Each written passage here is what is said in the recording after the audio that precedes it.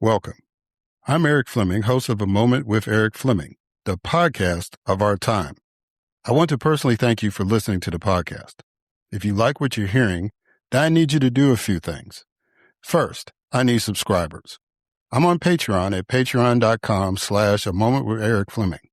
Your subscription allows an independent podcaster like me the freedom to speak truth to power and to expand and improve the show.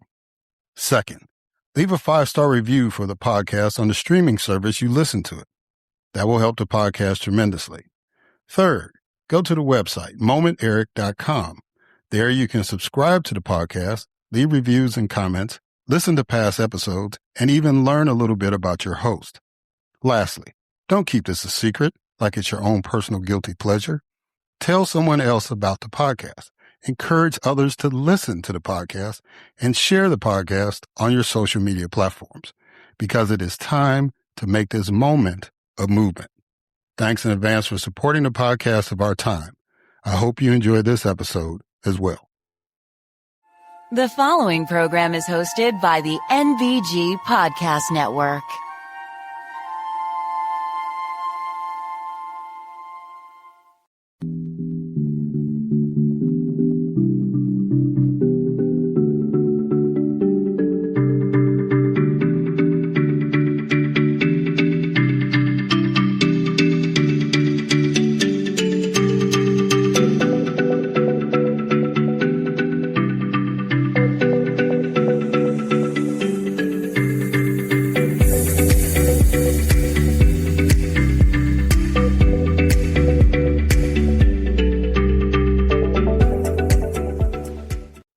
Hello, and welcome to another Moment with Erik Fleming. I am your host, Erik Fleming, and we have a great show for you this episode.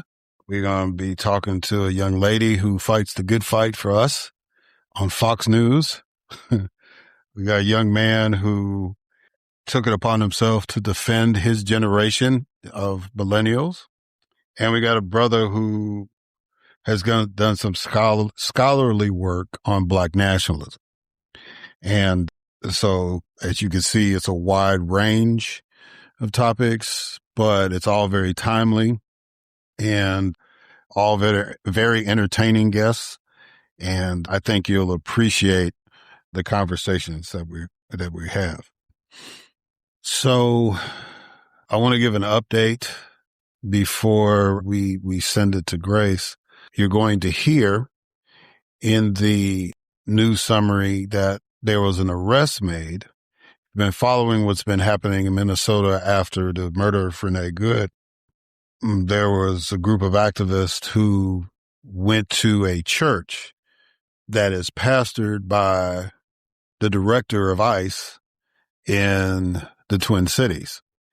And the group went there to the Sunday service and staged a protest. A lot of you may have heard of it because they were trying to arrest Don Lemon, who was just there to cover it. But the young lady that we had on last week, Nikema Levy Armstrong, who, gave us an update about what's going on in Minnesota and how they're dealing with that situation up there, just the total ICE invasion. She was one of the organizers of the protest, and so they arrested her. So she's one of 3 people that got arrested, and they could not get an indictment on Mr. Lemon. And that, because he was a reporter, and he was just there to cover the story.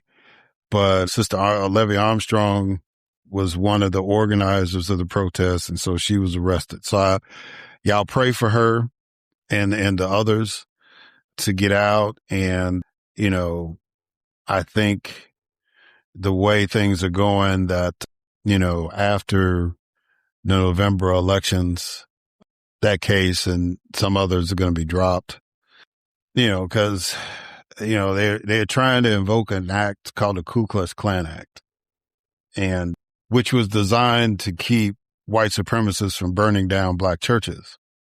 But they wanted to apply it to this protest.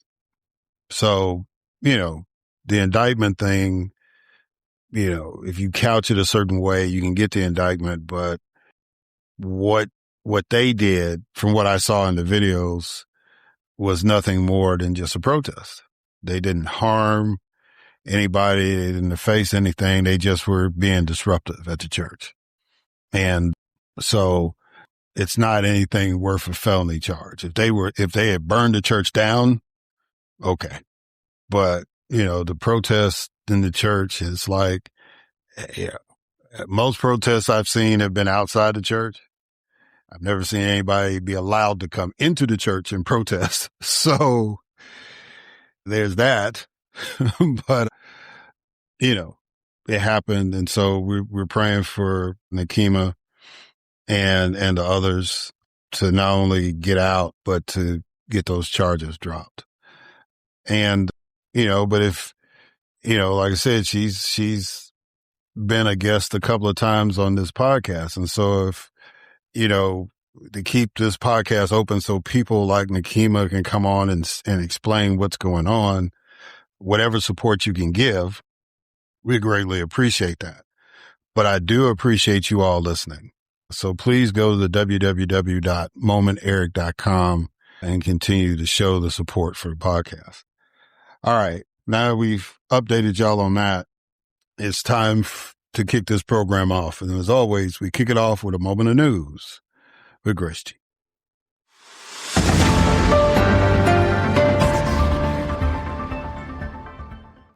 Thanks, Erik.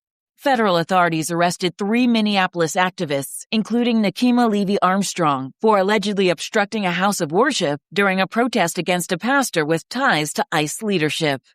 Former special counsel Jack Smith testified before a House committee to defend his past investigations into Donald Trump's actions after the 2020 election.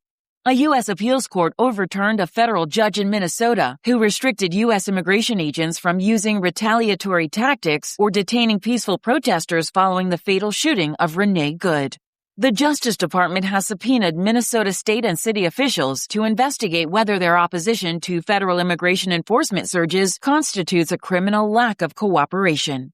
President Trump has issued a pardon for former Puerto Rico Governor Wanda Vázquez-Garcet, who was indicted in 2022 on a federal bribery charge. Virginia's Democratic-controlled legislature has approved a constitutional amendment to allow lawmakers to redraw congressional lines. A U.S. district judge in Virginia ordered prosecutor Lindsay Halligan to stop identifying herself as a U.S. attorney following a ruling that her appointment was unlawful. A New York judge ordered the state's only Republican-held congressional district to be redrawn by February 6th. President Trump backed away from threats to impose tariffs to acquire Greenland, instead seeking a strategic deal with NATO allies to secure Arctic defense interests and mineral access. A Texas jury acquitted a former school police officer of all 29 felony child endangerment charges related to his response during the 2022 mass shooting at Robb Elementary School in Uvalde. A Mississippi jury acquitted a white Mississippi man of all charges related to the 2025 hit-and-run death of a 10-year-old black boy, Jordan Hill. And South Carolina health officials reported that the state's measles outbreak has grown to 646 cases. I am Grace G., and this has been A Moment of News.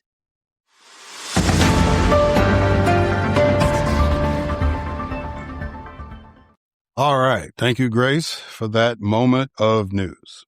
And now it is time for my guest, Leslie Marshall. Leslie Marshall is a nationally syndicated radio host who has been hosting a liberal talk show for over 30 years. The youngest female to host a political issues-oriented program back in 1992 when she replaced Tom Snyder on the ABC radio network. Marshall branched out into television and is now a Fox News contributor on Fox News Channel, where she's been a part of that crew for over 18 years. Leslie can be seen regularly on such shows as Special Report, Outnumbered, The Faulkner Focus, The Story, and she also sits in on The Five. Leslie also does public speaking events and is an ambassador for Northeastern University, where she did her undergrad degree. She also attended the master's program at Emerson. Originally from Boston, Leslie now makes her home in Los Angeles with her husband, their 2 children, and their dog. She is grateful to have just moved back into their home after it was damaged in the Eaton Canyon fire. Ladies and gentlemen, it is my distinct honor and privilege to have as a guest on this podcast, Leslie Marshall.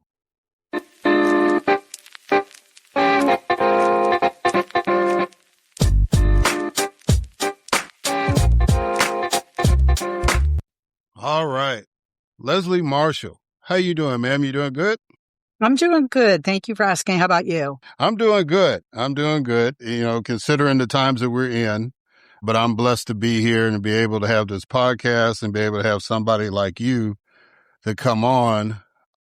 For my listeners, Leslie Marshall, if we were talking in Revolutionary War terms, Leslie Marshall is a daughter of liberty that resides in a Tory town, if that makes sense. Totally. She has been a stalwart on Fox News. How long have you been on Fox? I've been under contract with Fox for over 18 years, but I've been on Fox like over 20. And I say that because a lot of people probably aren't aware when they watch talking heads or political pundits, as many of us are referred to, on networks, cable or non-cable major networks. Most people you're watching aren't being paid.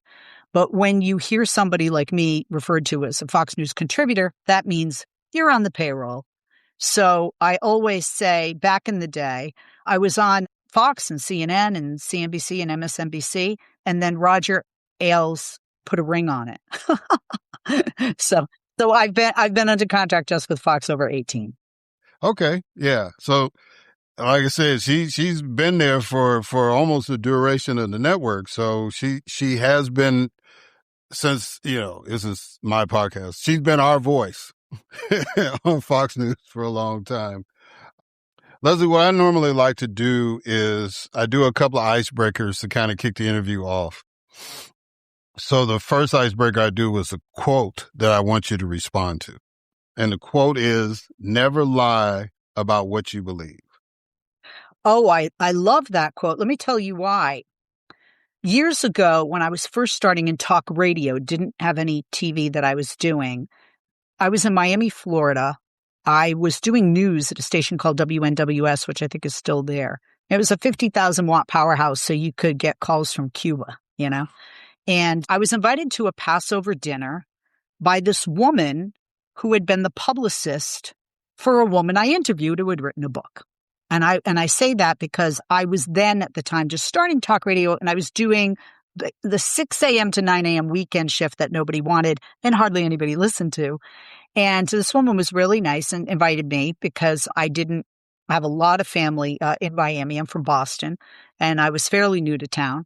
And when I walked in, she said a friend would be joining who I might be interested in meeting, and it was Larry King. And Larry and I became fast friends. We were friends throughout his whole life. And at the beginning, I asked him, do you have any tips for me as a talk show host on radio? Because I would like to do TV, someday. And I would like to get off the 6 a.m. to 9 a.m. Saturday, Sunday shift. And he said, always tell the truth. Even if it's not popular, even if it's not what your group believes, always tell the truth. And that's what I try and do. I think that's why I've lasted so long at what I'm doing, is because I do that. I don't just toe the Democratic Party line. I do question people that are on my side, the left of the aisle. But yeah, so that quote is very powerful. I do believe that. So now the next icebreaker is what we call 20 questions. Okay. So I need you to give me a number between 1 and 20. Of how many questions you're going to ask, or the question you pick? Pick the question to pick. Oh, let's do 18. All right. What is one thing we might all agree is important no matter our differences? I think a better, safer, healthier world for our children. And I think that's something worldwide. I've been blessed to travel the world. I've lived in other countries.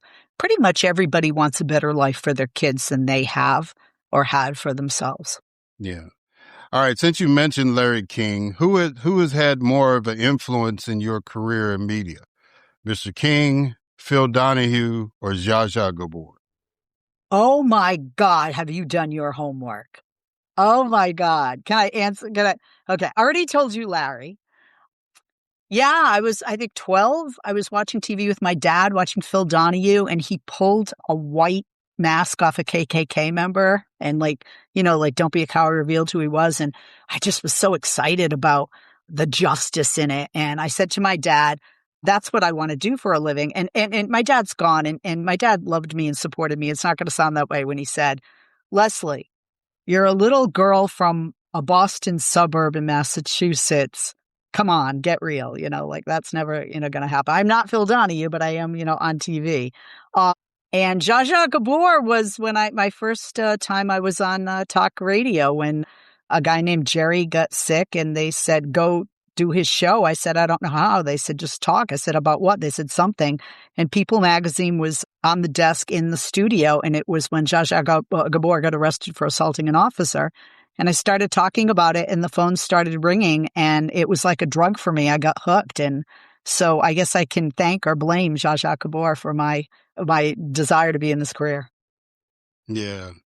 All right. So as we're recording this, it has been 1 year since Donald Trump has returned to the White House. Your thoughts?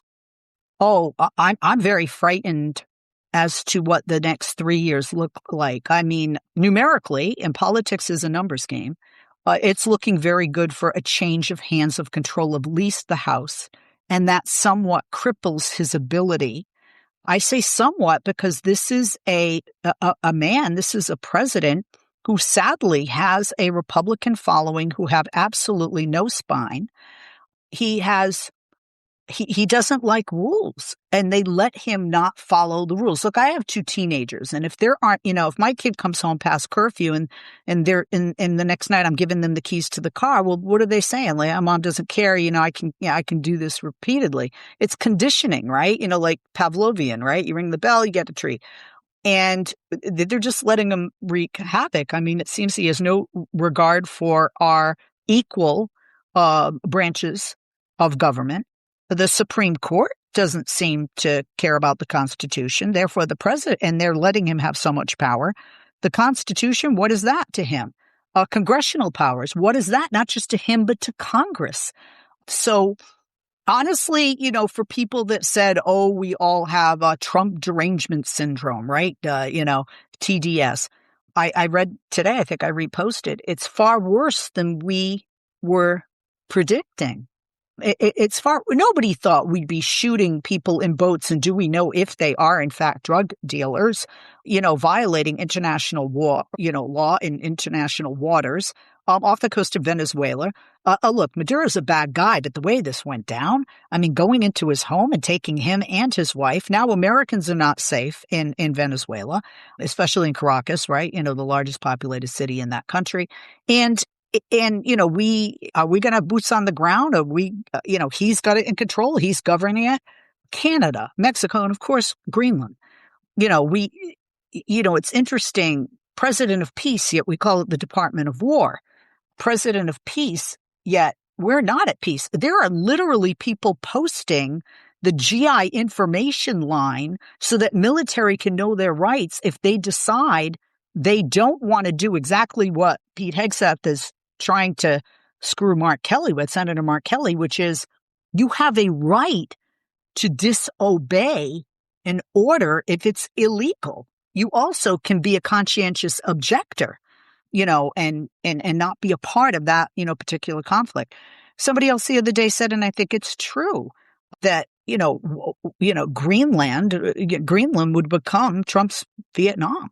I mean, our allies are strictly against this. And I don't want to be somebody who's stoking the flames, but this could be a world war. I mean, now you got Iran and you got Syria. And then, of course, somebody who wants to make like a resort out of Gaza. I mean, and then at the same time, you're cutting funding for cancer research, brain cancer research in pediatrics. I don't have enough time in this, in our interview in this podcast to list all of the things. Honestly, once Democrats take power, and they will in the House, God willing in the Senate, and then 2 years after that, God willing, the White House, it will literally take, I think, half of a new president's term to fix, correct, and undo everything that's been done. Think about this, right? Everything that's been done. Because you just can't let these people walk away and not be accountable. and just end up being talking heads on TV or with podcasts and writing books. No, these people have to be held accountable. I'm not just talking about ICE and people who shoot women in the head. We found out not 3-4 times, right? Or 4 bullets now, 4 gunshots. No, these people have to be held accountable. So Democrats have a big job to do. And I just want to say that too. You know, President Trump says if Democrats get in power, they'll impeach him. What people talk about, and they're drafting articles of impeachment or trying to get the votes to do so against Kristi Noem. Waste of time. Waste of time and waste of money. Impeachment is only, in my opinion, a useful tool if you remove the person from office. That's really what impeachment's supposed to do. Otherwise, it's a slap on the hand. It's a lot of hours on C-SPAN, and it's a waste of taxpayer time. And it's really not what it doesn't bring down the price of groceries either. So Democrats have to carry through on the promises they're making now once they take power, because they will in the House, like I said, hopefully in the Senate. And I do believe in the White House. We have so many people turning against Trump, the African-American community, the Latino community, and the youth and independents. And we're only 1 year in. So it's chaos.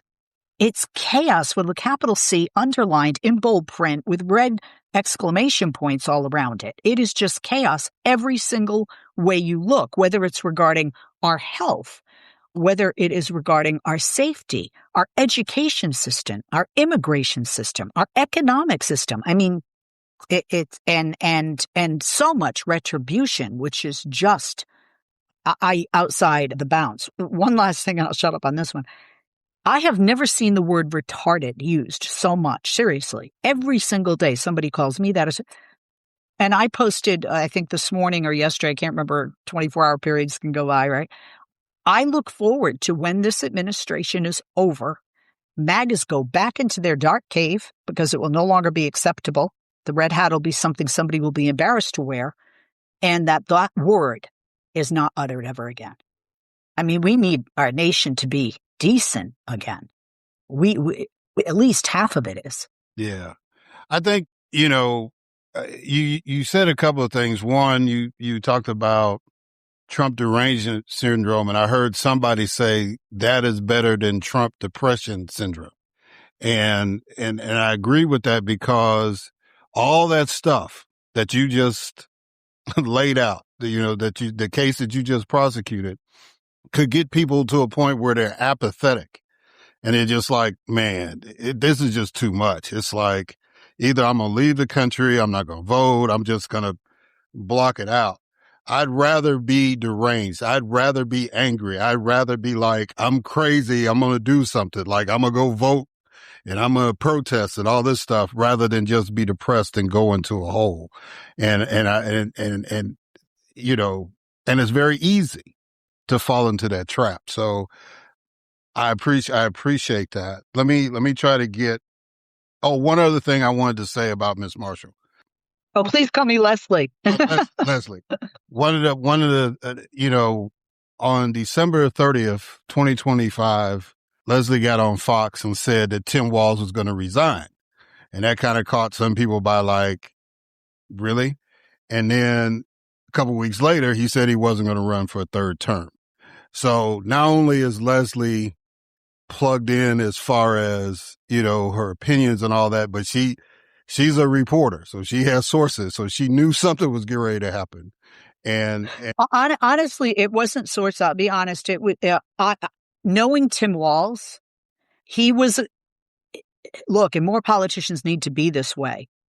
There's a point where if you are in the way, you need to get out of the way. And in this whole issue of fraud in Minnesota was hurting him, and it was going to hurt his chances for reelection. So he stepped aside to get out of the way. Joe Biden did the same thing. Yeah. Joe might have pulled the trigger a little too late, but he did finally step away on that one. And that's I don't know. I mean, I've been an elected official, and I think I ran one election too many when I tried to run for re-election for a third term. I was trying to get to be the first Black to be chair of the Transportation Committee in the Mississippi House. but my opponent was somebody that if I created one in the lab, she would have been it. And so instead of stepping back once I saw that she was the one running, I should have just said, yeah, okay, I'll let you have it, because I had my sights set on running for the U.S. Senate anyway. But, ego got in the way, and I got out there, and she beat me. And so I think it does say a lot about Tim Walz and Joe Biden that at a point they made a decision. Yeah, it's not good for me to put myself out there again. It's time to, like you say, step aside and all that. But it's a tough decision, and I appreciate them for doing it. All right. In the famous opening scene from the show The Newsroom, Will McAvoy said the reason why people don't like liberals is because they lose. While that may have been a popular sentiment in 2012, is that an inaccurate statement now? See, they don't like liberals because what? They lose. Oh, they lose. Well, we're not losing now, are we? We flipped 24 seats, and looking at North Carolina, we're going to have like a, what is it? Not a trifecta, a quadfecta there. No, I don't think liberals lose, but I do feel that we as liberals can take a page out of the Republican playbook. When Trump ran, you had the Lindsey Grahams, the Marco Rubios, the Ted Cruzes all talking about how damaging he would be to the party and to this country. And then when he became the nominee, they all fell in line. We as Democrats don't do that. We need to be united more. You can have your AOCs and your Bernie Sanders in the same party as your Joe Bidens. I'm more of a moderate Democrat, and the far left progressive faction of the party and the people who are Democratic socialists like Mamdani or Bernie Sanders, can coexist, and we have, proven that. So one, we need to unite, in my opinion. One, two, we need to flip red seats, not blue ones. It's not like, well, they're liberal, they're not liberal enough. We really need, in my opinion, to devote time, energy, money, resources into flipping red seats. We don't gain anything when we flip a blue seat. That comes down to, I think, a lot of times ego of that person running, young, really, Bernie Sanders progressive, yeah, maybe you can flip that seat, but if you can flip that seat, go and flip a seat we need flipped. Go and flip a seat that gets us some gain, and adds to our numbers. And I do think sometimes they lose on messaging, and we really did that with defund the police. I thought that was a bridge too far. I did. I didn't think it was a good message. We need to stand up for people that can't stand up for themselves all the time, and the trans community would be one. But the Republicans sucked us down into a vortex of a rabbit hole, and we willingly went. And that became the argument over bathrooms, the argument over girls and boys sports and boys and girls sports, which many Democrats, even prominent Democrats like Gavin Newsom, go, you know what, you're right. It's not fair, And we need to get back to the kitchen table issues. We need to look at why was everybody talking about Zoran Mamdani? Because he was doing something incredible. AOC as well. And something both of them did, regardless of where they stand on the liberal, democratic, progressive spectrum. They went door to door.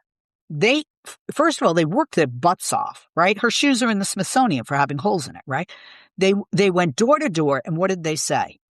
What do you need? What's your complaint with the city and hers? What's your complaint with this district? They listened to their constituency. And Democrats need to do that. Andy Beshear is a Democrat in a deep red state, and he's governor of that state, and he's very popular. Why? Because he listens to the people. And, when people talk about, Mamdani is the new face of the Democratic Party, no, he's the new face of New York City and what they need at this moment in time. And that's what we need to do. We need to listen to what the people need this moment in time. And that's why Democrats right now are being successful, because Republicans lost their way on that. And we've picked up the baton and we're running with it, because it does come down to the economy, stupid, like James Carville said back in the early 90s, in 92 when he was running Bill Clinton's campaign. And, Bill Clinton won, easily, not just once, but twice. And he And we need right now, it is the economy, stupid. What are the top issues, right? Money, healthcare comes under the guise of money. Inflation comes under the guise of money. Housing comes under the guise of money. And then you have immigration and you have crime. And crime has consistently been dropping for the past decade. So both parties can, take their victory lap on that or credit for that. And then I also think that Democrats need to show that they can and are willing to work sometimes with Republicans. This is not that time, but there have been times. Infrastructure would be an example of that. Yeah. I think we get caught in the rabbit hole thing because we try to be fair. And like you said, right now, maybe this is not the time for us to be pragmatic or kumbaya-ish, right? It's time for us like Michelle Obama, when she said, and I love her, when they go low, we go high. And I was like, yeah, but that didn't work, sadly, because half of the country got lower. Now, I'm not saying we get down to their level. I don't think that's the way to do it. I think Gavin Newsom, he is doing is the way to do it. Today in Davos, what is he saying? He said, they're spineless. You got to look him in the face. You got to stand your ground. You got to grow a spine. He is not being spineless.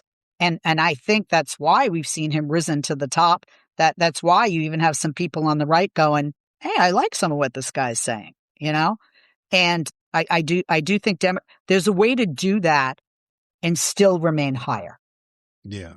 And even Michelle is kind of, if you remember that speech she gave at the convention, she's even said, well, that might have been a little lofty because she went in pretty hard on. Right. But she, and to her credit, look, when her husband, a black man with the name Barack Hussein Obama, got elected, you thought, okay, our nation's not as racist as we thought. Our nation is not as Islamophobic as we thought. Our nation is not as, a diehard conservative as we thought. Yeah, but they are, and that's why we can't go as high, sadly. Yeah. You've done your best on Fox News to bring civility and balance into the political discussions. Why do you think the country's civility crisis is deepening? Oh, wow. There's so much there. One would be social media, because there are so many lies that people believe is truth. And that makes, leaders lead by example. And I'm not going to try and sound like puritanical Polly here, but it is really hard for me to get my 18-year-old son not to drop F-bombs when our president does, our elected officials do, and that's on both sides of the aisle, okay? I love the mayor of Minneapolis, but you don't need to go there. You had a member of parliament in Davos say F Trump today. Let me speak your language, right? We pause, gotta go back, gotta have decorum back, gotta have civility back, gotta have respect back. And we're getting dragged down, when, we do that. And what happens is, so you start with the insults of elected officials to each other, and then you have insults of the president of and then it just becomes like, look at Renee Good. God almighty, I hope they sue every single person who has ever uttered domestic terrorist. Lunatic. The press secretary of the United States called a mother who was shot 4 times. Even if you feel ICE was within their right to shoot her 4 times, there is no reason to defame and disparage this woman. There is no reason to name the school their son goes to and to mock the teachings of that school. We need a Sodom and Gomorrah moment. We really do. I don't know what that will be. I had a professor years ago, my undergrad, I did Northeastern University, my graduate at Emerson, and I had a professor say in undergrad, the United States is an empire. All empires fall. The United States will fall. My prediction is it will be a war. It will be a civil war, and it will be based on race and religion. And I remember thinking, right. Maybe he wasn't so wrong. I hope it doesn't happen. But if we don't have, that's why I say bipartisanship is essential. It's essential for a working government. If we don't stop with, we have to find areas where we agree. We have to find leaders that truly want to unite this country. You know, Joe Biden said, and other Democrats have said, and I'm not just tooting my party's horn, but, you know, blah, blah, blah, blah, blah, blah, even if you didn't vote for me. You never hear Donald Trump say that. The people that didn't vote for him, the states that didn't vote for him, hello, 3 times Minnesota, look what's happening there. There's retribution. And then you get those egos and people who are power hungry, like Stephen Miller and others, who are just terrified. Like I said, there's just so much there. We need a reset. And so we need people to be elected that are not afraid. On the right, there's a John McCain there. I don't know if he or she hasn't been elected yet. I don't know if he or she is having conversations in the bedroom with their spouse or significant other or their partner at night going, I got to say something. I can't vote for this. Interestingly, who would know that Greenland would be the line in the sand, not shooting citizens in the face and the head? But they need to rein him in. And they haven't done that. And Democrats are going to only be able to do it so much if they just have power within the House. And we can't just hold our breath for 3 more years because, I mean, there are people who are losing their lives in this chaos. So, yeah, the way we get it back is we have to lead by example. And I do think it's happening somewhat on the left. And you're seeing people say, you know what, I thought liberals were loons, but I'm talking to them and they're really not. You know, I mean, I've heard so many people. I used to go when I was a Christian. I'm no longer, but when I was a Christian back in the day and I lived in Chicago, I went to Moody Bible Church, huge church in downtown Chicago, right? And there was a guest speaker, an African-American pastor from another state. And he said he was racist against white people. And that opening line definitely got you to go, oh, okay, I'm listening. You know, I'm interested. What's the guy have to say, right? And he talked about because he grew up not knowing or interacting with any white people where he grew up. And he was working in a factory job and he got hurt and all his black friends kind of like failed. And this one white guy who used to sit alone in the cafeteria all the time, this loner came over and helped him.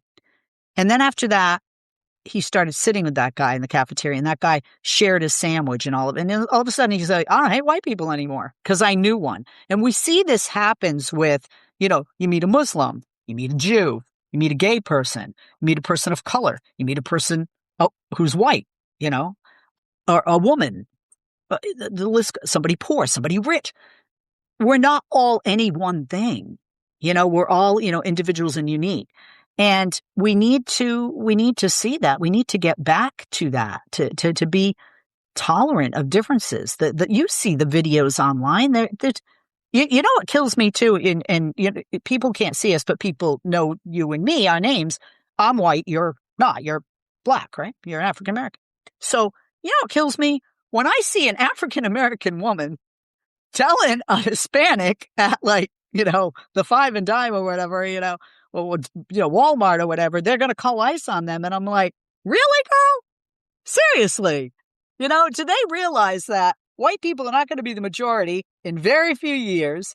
And if all people of color came together, it's like if Jews and Muslims and black and Hispanics and Asians and Southeast Asians all came together, do you know the power that one group would have? Not just in voting. Do you know what I'm saying? The power. That's what kills me. I see minorities. I see an Asian person yelling at a black person, Hispanic person yelling at Asian. I'm like, what's going? And of course, there's plenty of white people doing it. But you know what I'm saying? I don't get it. Where's such anger coming from? It's just, there's so much hate out there. I don't know about you. I just have to get off. I can't even look. It gets so depressing. You know? Yeah, well, I definitely understand that. And, you know, part of the reason why I do what I do is to try to make sure that gap is bridged. And so I try not to, even though I am African American, I don't just have African American guests. And that's the whole theme of it. It's like I want to highlight people who are doing the work. And so real quick, because I know we're short on time, but they need a Fannie Lou Hamer in the Republican Party, not a John McCain. Because if it wasn't for Fannie Lou Hamer, yeah, black folks wouldn't have switched over to the Democratic Party, especially in the very South. true. Right? Yeah, so that's that's the kind of shift that needs to happen. But let me Let me give you these last two questions and then I'll let you go. Sure. Will 2026 be a blue tsunami, a blue wave, or rinse and repeat? Tsunami. I mean, not just the predictors, but everything leading up to it. You know, Mamdani is a democratic socialist, no apologies for it, wants to abolish ICE, is completely, completely against Israel, completely calls outright what's happened and happening in Gaza a genocide. And then you have more moderates like the new governors of New Jersey and the first female governor in Virginia, who are, more moderate. Just the states, the places we're flipping in like deep red Georgia, when you're looking at state seats too, you can't ignore those. Yeah, it's going to be a tsunami. Okay. Absolutely, without question. Isn't it cool that a Virginian is now the first female governor of New Jersey and New Jerseyan is the first female governor of Virginia? I thought that was pretty cool. Yes. Yes. And the lieutenant governor, a female person of color and Muslim. Right. All right. So, by the way, the other thing I wanted to point out, I grew up in Chicago and I live in Atlanta. So I can relate to all that stuff, especially the Moody Bible Institute. That's yeah, you know where it is. Takes up 2 city blocks. Right? Major institution. A lot of people used to play basketball up there for free, but that's another story for another day. Finish this sentence. I have hope because. I have hope because of 2 things. One, politics, like the stock market, is my Boston accent there. I'm tripping over my mar instead of market. Just like, finances, it's cyclical. It's like a pendulum. It'll swing back. It'll come around, so the history has proven that. And I'm hopeful for that and look forward to that. And the second thing is I really do believe that for the most part, people are good. And I do believe that in the end, good prevails. Don't get me wrong. I'm not saying all Republicans or even all MAGA are bad. I have friends that are Republican. I have friends that are Trump supporters. They're not wearing red hats and pulling people out of cars and applauding the killing of a woman by ICE. Everybody has their reasons for voting, the way they vote. But yeah, I do believe in the good of people. And I think more and more people are seeing that what's happening in this administration and what's becoming, sadly, a complete takeover of the Republican Party is not good. Not good for the country, not good for them and their families. And when it affects you, right? How many people do we see that voted for Trump and they say, wait a minute, there are people that voted for Trump and their spouses are being deported, right? Because people did believe the worst of the worst. And Democrats want the worst of the worst gone. I want pedophiles, hello Epstein files. I want pedophiles and rapists and murderers and violent criminals outside of our country. Absolutely. But we see with our own eyes what is and is not happening. Yeah.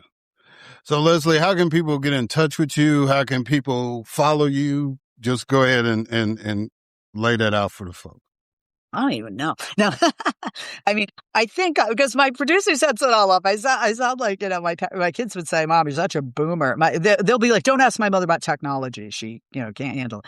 On Twitter, I think I'm at Leslie Marshall. I'm on Facebook. I think on Instagram at Leslie Marshall Talker. I'm bad. I really need to get with it with Instagram. On Twitter, X now, right? On X at Leslie Marshall, on Instagram at Leslie Marshall Talker. I think at Leslie Marshall on Facebook, on LinkedIn. My website's really more about my radio show, and then watching me on Fox. And I do post on social media when I'm going to be on, and depending on how much time I have, who I'm going to be on with, what we're going to be talking about, that kind of thing. Yeah. Well, Leslie Marshall, I greatly appreciate the opportunity to talk with you.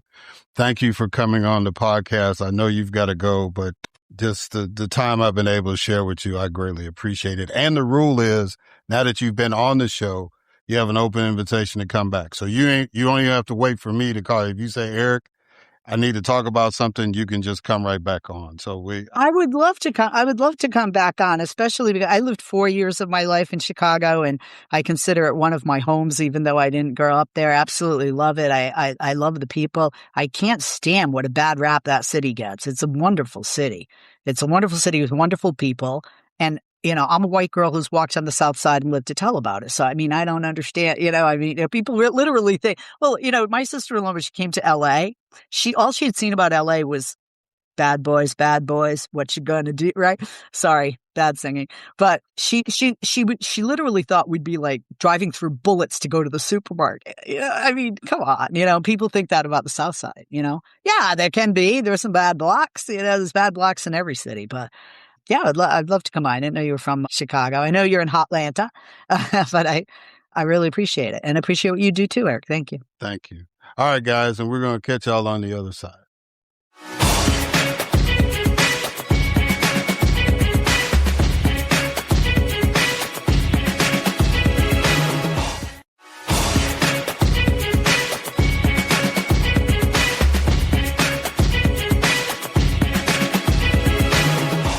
All right, and we are back. And so now it is time for my next guest, Charlie Wells. Charlie Wells is an award-winning reporter at Bloomberg News who has covered finance, tech, real estate, and culture. Before Bloomberg, he spent 5 years at the Wall Street Journal and then 4 at The Economist. He is a regular contributor to Bloomberg television, radio, and podcasts, and has moderated major conference panels and appeared on the BBC, Al Jazeera, Fox Business, and other major national and local U.S. news networks. His first book, What Happened to Millennials in Defense of a Generation, was published by Abrams Press. And we're going to be talking about that book in the interview. So, ladies and gentlemen, it is my distinct honor and privilege to have as a guest on this podcast, Charlie Wells.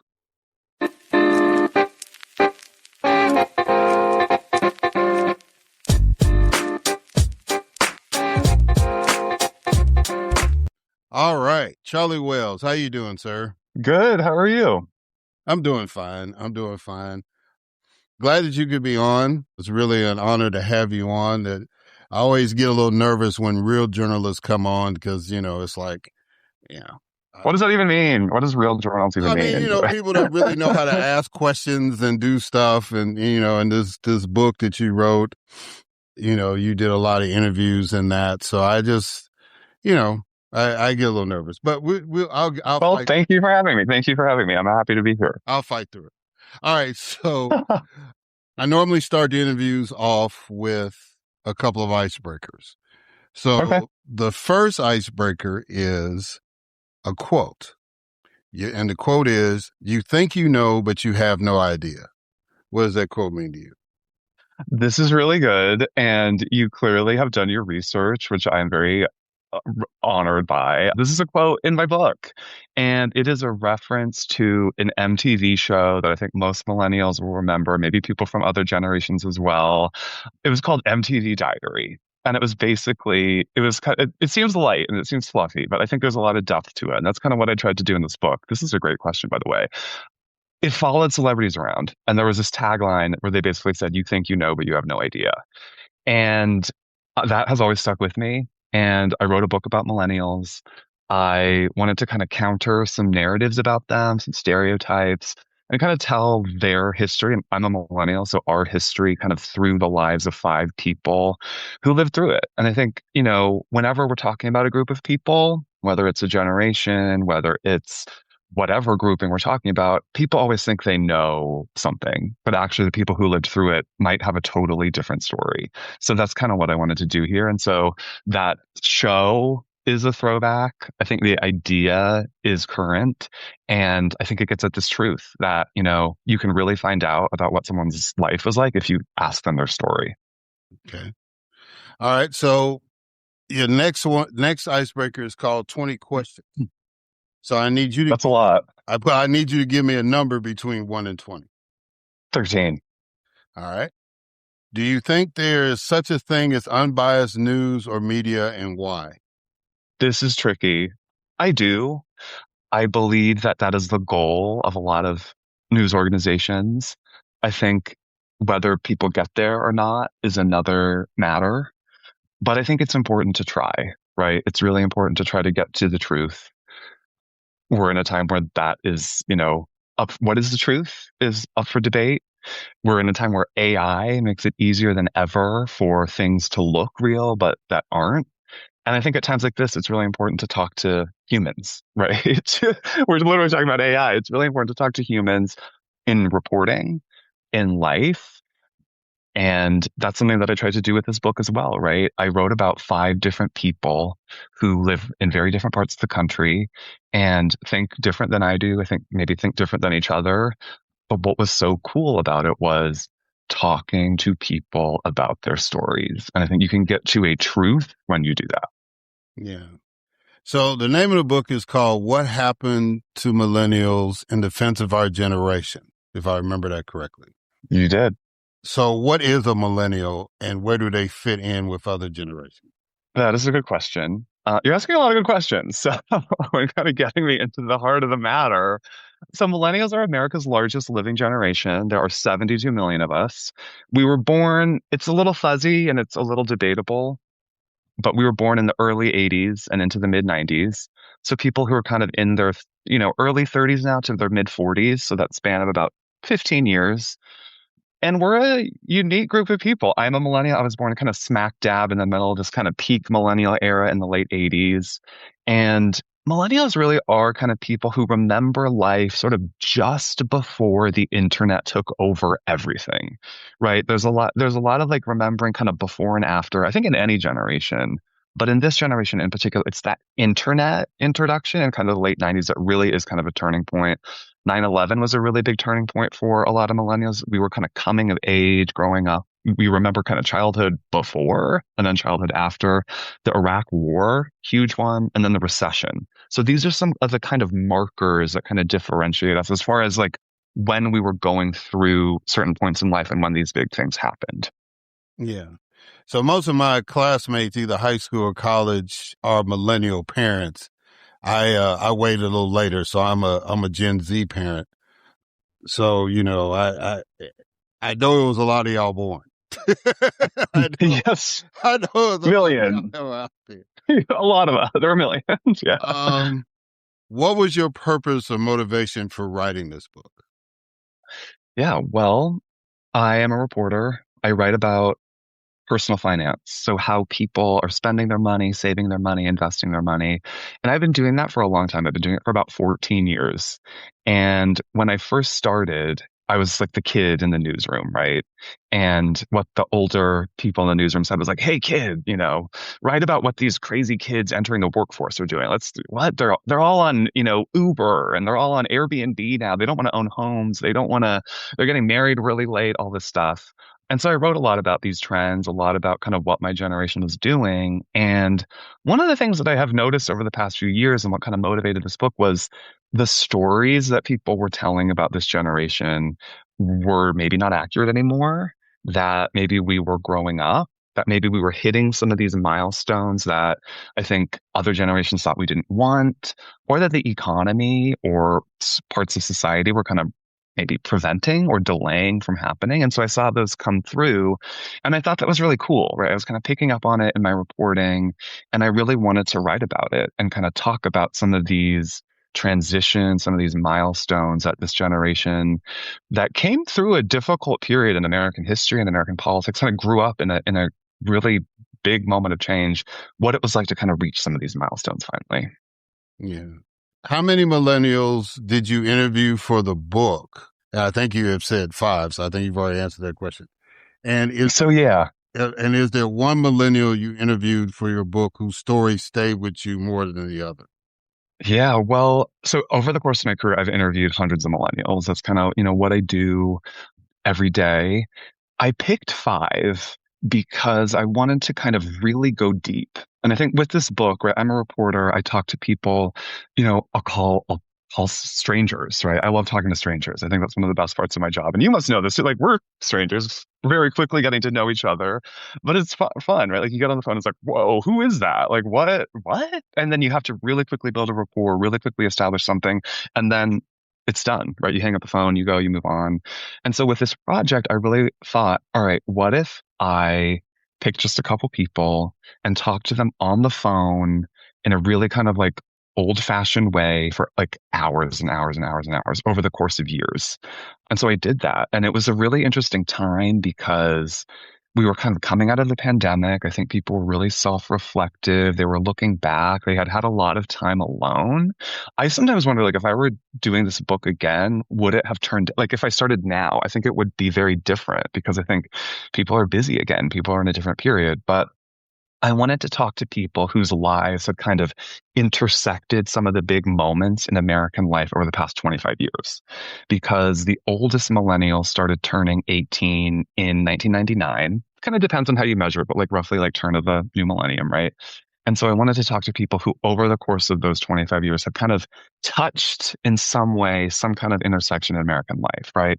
I think one person who, I don't have favorites. I love all these five people. They're so fascinating. It was such an honor to get to know them and talk to them. But, one of the people who really, her life just intersected this kind of before after that I was talking about is a woman named Olivia, and her dad died in 9/11.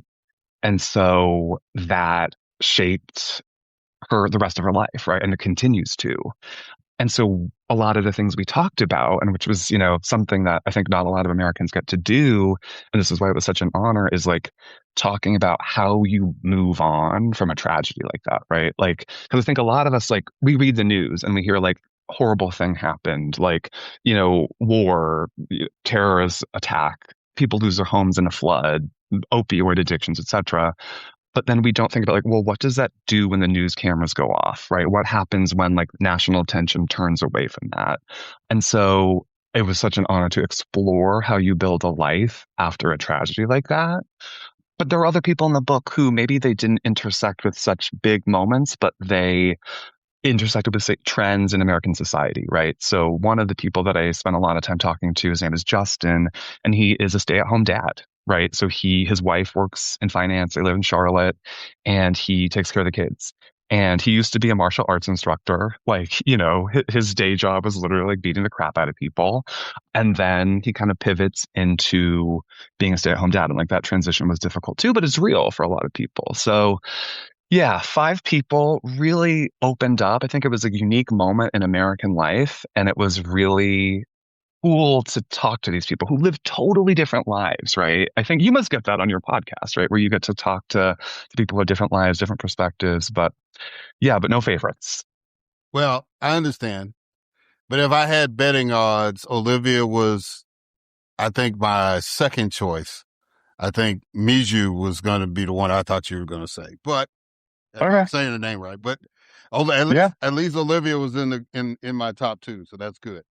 You could like any. They're all they're incredible stories. Based on analysis by the Tufts University Tisch College, in the 2024 presidential elections, millennials overall supported Kamala Harris with 50% of the vote. But 2/3 of white millennials without a college degree, like Justin, supported Donald Trump. Why do you think that is? I mean, big picture, I think millennials remember a more optimistic time, right? I think literally there was a candidate who became president and served for 2 terms whose campaign slogan was hope and change. And he was targeting a certain set of young voter. And those young people are now in their 30s and 40s. So I think like big picture, millennials really remember a more optimistic time, different time, and they don't think we have to stay stuck in the kind of negativity that we see everywhere. I think on the racial differences that we see, I think it's interesting, right? Because, Justin and I talked and like he's a Democrat. And so there are people who might fit certain demographics, stories we think we know about people, but we have no idea. I think if we want to dig into some of these issues and some of these reasons why, big picture groups like, white men who do not have college degrees voted for Trump, I think that there's resentment issues. I think there are employment issues that have affected disproportionately this group. I think they see people like me, college educated guys who, have jobs, and it feels really unfair. And I think dealing with unemployment. I've been unemployed before. It's horrible. And you just feel like the system is stacked against you. And I think that that could be a feeling. There's also the issue of racism, which is real in the United States, and that we clearly saw in the 2024 election. And so I think it's a host of factors. But I think the important thing is talking to each other. And I think that's something that I really tried to do in this book, which is like, look, like we can be totally different, but if we talk to each other instead of going on social media, staying in these echo chambers, getting like reinforced fake news about what we think other Americans are, like that's not good. It's also not fun, right? Like it's really not fun to like kind of not be challenged or to kind of think what you always thought. And I think that like something with these people, with like the reporting of this project, sorry, I have a slightly stuffy nose, with the reporting of this project, something that really helped was talking about the past, like talking about nostalgia. Throughout this book, I think one of the things I tried to do to connect with people was talk about like their first cell phone or like the computer at their parents' house or something like that. And I think that this was an important learning I had from this book, which was that objects make people start talking about their stories. And like, at least now, most objects are not partisan. I think we're in a time when they can be. Even, jeans can become a partisan issue. But if you get people thinking about another era, it reminds them of a time when we were not so divided. And that was a great joy of this project. So I kind of think, Justin being a California guy probably shaped his politics a little different than, say, if we had put Justin in Aaron's story and his father getting laid off at the steel mill and all this stuff. Justin might have been one of those 2/3 that supported Trump. But the dynamics are incredible as far as just how people shape their lives and stuff. So I appreciate that answer. Since you brought up nostalgia, do you think millennials are the most nostalgic generation? We get accused of that. And we got accused of that a lot, kind of and look, I'm a nostalgic person. I love history. I literally wrote a book about the past 25 years of history. So like, maybe I'm like exhibit A of like millennials are too nostalgic. But one of the ideas that I explore in this book is nostalgia kind of hits at people at certain moments in life. And researchers are turning more attention to it. They're trying to look at, some of the benefits of nostalgia. I think in the past, people thought if you were too nostalgic, you had kind of like, a really negative outlook on life. But actually, nostalgia can be motivating. There's a study that shows it can literally make you feel warmer to think about, the heyday. And I really like that. But it hits at these transitions, I think, when people are starting to reflect on life. They're starting to, like, maybe they're entering the workforce. And this is where, like, millennials really kind of entered the American consciousness of, who are these people? Like, what are they doing? And, we were kind of navigating, like, kind of post-recession life. Like, the economy was really not in a good place. It was really hard to get a job. If you finally got one, it was terrible. You felt like you could lose it in a heartbeat. It's that idea of precarity, right? Which we still feel today. But I think a lot of millennials kind of got nostalgic in that early point in the workforce, maybe a decade ago. And then you pair that with social media, which was allowing us to kind of share this stuff. It was allowing us to kind of be observed more than a lot of other generations who maybe went through that same period of nostalgia, baby boomers, Gen Xers, when they got into the workforce. But they were just not observed as much. And then I think the other thing with this book is a lot of millennials are getting to a turning point in their own life right now, which is we're approaching midlife, we're approaching our 40s. A lot of us have our parents now. Some of our children have driver's licenses, which is crazy. So I think there's like a reflection now on like, what was it like when I was a kid? But I don't think millennials are the most nostalgic generation. I think everyone goes through this. It just technology changes things, the way people see us changes things. And I think that's another big, big takeaway I wanted people to have from this book, which is, we can have these narratives about generations, but actually, when you're born matters a lot, but so does, the history that everyone's going through in the world at a certain point. And then also just like the stage of life you're at, that can kind of determine who you are and what you're like. Yeah. Now, this was a long question, so I'm going to try to shorten it, but it was it's based off a article that came out in March of last year called Millennials Broke the Political Binary. And it's stating that independent voters have been the largest voting bloc since 2012, and their influence continues to grow. And they tie in millennials as being part of the reason why that independent bloc has grown so. And you mentioned some of the reasons when you talked about Uber for transportation, Instacart for groceries, and remote work for careers and stuff. It says the mindset extends to politics. Millennials reject straight ticket voting and instead choose policies that align with their values, regardless of party affiliation. Do you think that is an accurate assessment of the generation born between the births of CNN and Fox News? Yeah, Eric, that's another really good question. And I think, yes, I think that especially, this could be a life stage thing, right? Where, and I think that's an important lens to view groups of people, right? We're at a point, millennials are at a point where, maybe some of that youthful idealism has gone away. Maybe not in its stead, but in addition to it, wisdom has come too, right? So maybe you're not viewing everything through one lens of I'm a Democrat or I'm a Republican. You're kind of looking at, all your options are. I think there is this view that we heard a lot when millennials were in their 20s, which was optimization. It's kind of a tech bro word. It initially sounded really great. I think now we're kind of living through the like not great parts of quote unquote optimization, but there's a view that like, oh no, I can make everything great, or like, oh, I can find the kind of perfect solution to this if I balance that. And I can see that like lens coming into politics, right? We're like, okay, well, I'll vote for Kamala Harris on the national level, but I like a Republican mayor because I want them to focus on like economic development in like my particular neighborhood or something like that. Like that feels very millennial. So I think you're right to identify that. Yeah. How do you answer your own question posed in part 2 of the book? What happens to the nation now that our mass ceremony of reading together has ended? You actually read my book, and that is I'm very honored by that. I'm not going to name names, but people I talk to have not read my book, and so this is very telling. I hope your listeners know that author said you actually do your homework. So thank you. Look, one of the points that we know about countries, about the establishment of modern nation state, is that reading brought us together. Reading is not just, look, I'm a journalist. I make money by having people read stuff. So check my bias, but like reading is not just what your librarian wanted you to do. Like it brings people together to form a country, right? And one of the theories out there is that when the printing press gave rise to newspapers, gave rise to books, people could imagine themselves being a part of this big community. When people read the same things, they can imagine themselves being a part of the same country. And one of the things that we are seeing, I'm seeing statistic after statistic about how Americans aren't reading anymore, right? Or we're not reading the same things. And I think it becomes hard to see yourself as part of this greater community.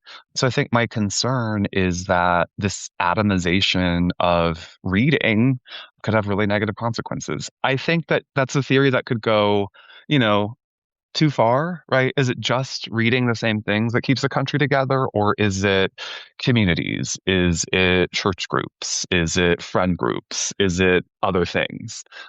Based on the reading statistics, I really hope it's other things. Yeah.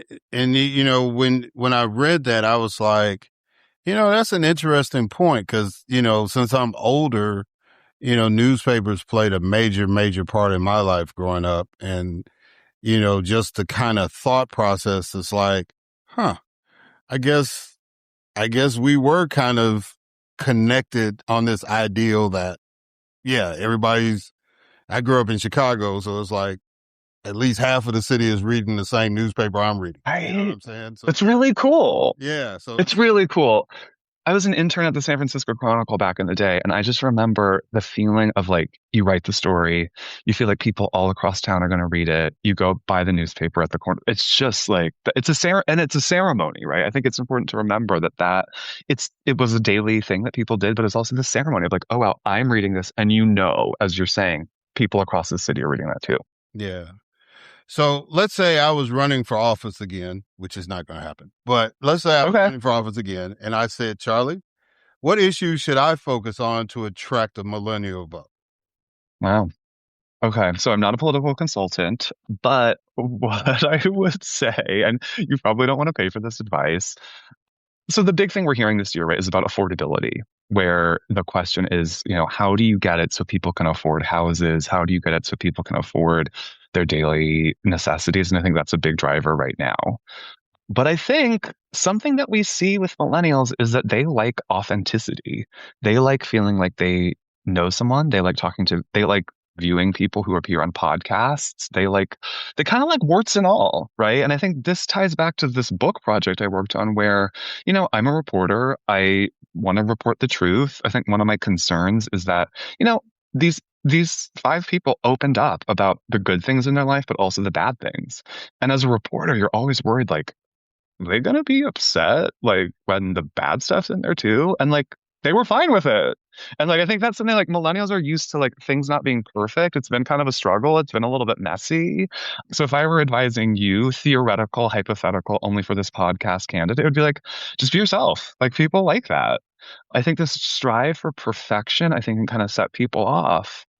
And I think if you're thinking about to 2024, right? Like Kamala Harris, like she was so polished, right? And I think there was this desire from a lot of voters, like, I just want to get to know you. Like, who are you? Like, talk to me, So that would be that. I think that would be my point. Millennials like authenticity. So you're saying she should have dropped the MF bomb in the debate? Is that what you're saying? Maybe.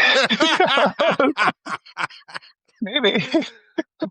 Besides politics, how are millennials shaping culture? I think that they are bringing a sense of, I would say, of nostalgia to it. I think there are so many reboots right now. I think there are so many. The Backstreet Boys are back in concert. Like, it's just, I think we're at that moment that a lot of other generations had, baby boomers especially, like when it was kind of in like the late 70s or early 80s when like the 50s came back, right? Like Grease was all the rage because boomers were kind of reflecting on their own teen years. I think get ready for a lot of late 90s nostalgia. I, for one, am thrilled about it. Erik, I don't know about you. You might find that stuff really annoying, but I'm telling you to brace yourself now because marketers also know this, right? So millennials are shaping culture, but also this is such a big group of people. These marketers know, like, all right, well, they've got disposable income. They're hitting their peak earning years. Let's bring back the Backstreet Boys. Backstreet's back again. That's exactly right. All right. I'm going to try to get in a couple more questions. Should your book be placed in a time capsule? Maybe. I think I like it. I hope like the aliens who come in 300 years when AI is running the planet will take a look at it and get some human stories. It's very much of the moment now, like for better or for worse, right? Like it's about the past 25 years. I think something that I didn't want to do was have a definitive take on every single millennial ever for the rest of time. And like some critics didn't like that. And what I would say to those critics is we're a work in progress. It's okay to take stock right now, reflect on what's happened, and we will figure out what else is coming. And I think that we're talking about truth in journalism, truth in reporting. I think that's honest. All right. So this is a question that I'm asking every guest this year. Finish this sentence. I have hope because.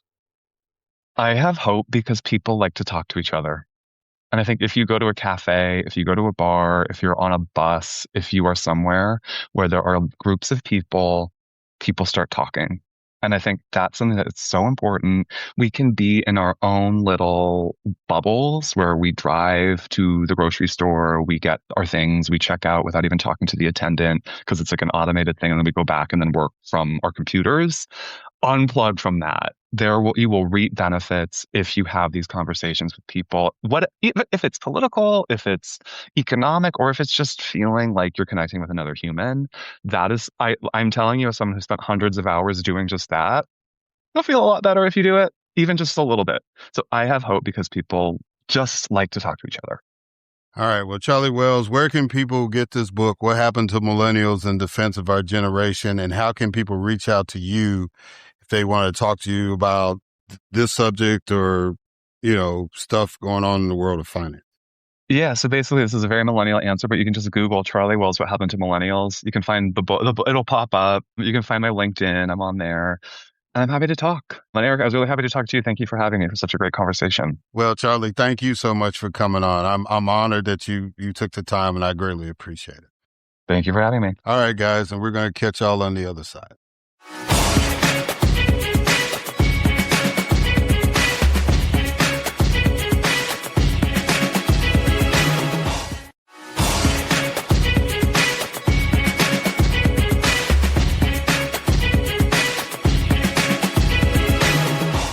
All right, and we are back. And so now it is time for my next guest, Dr. Vincent Edward Oluwole Adejumo.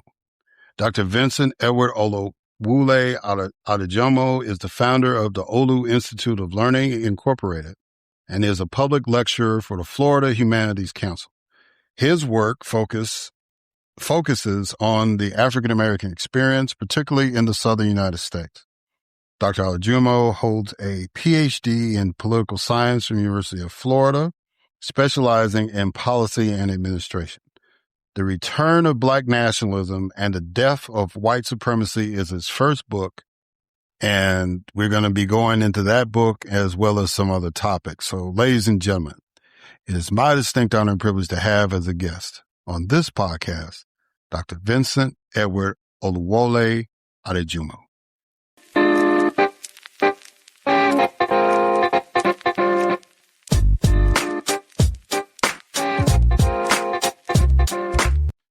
All right.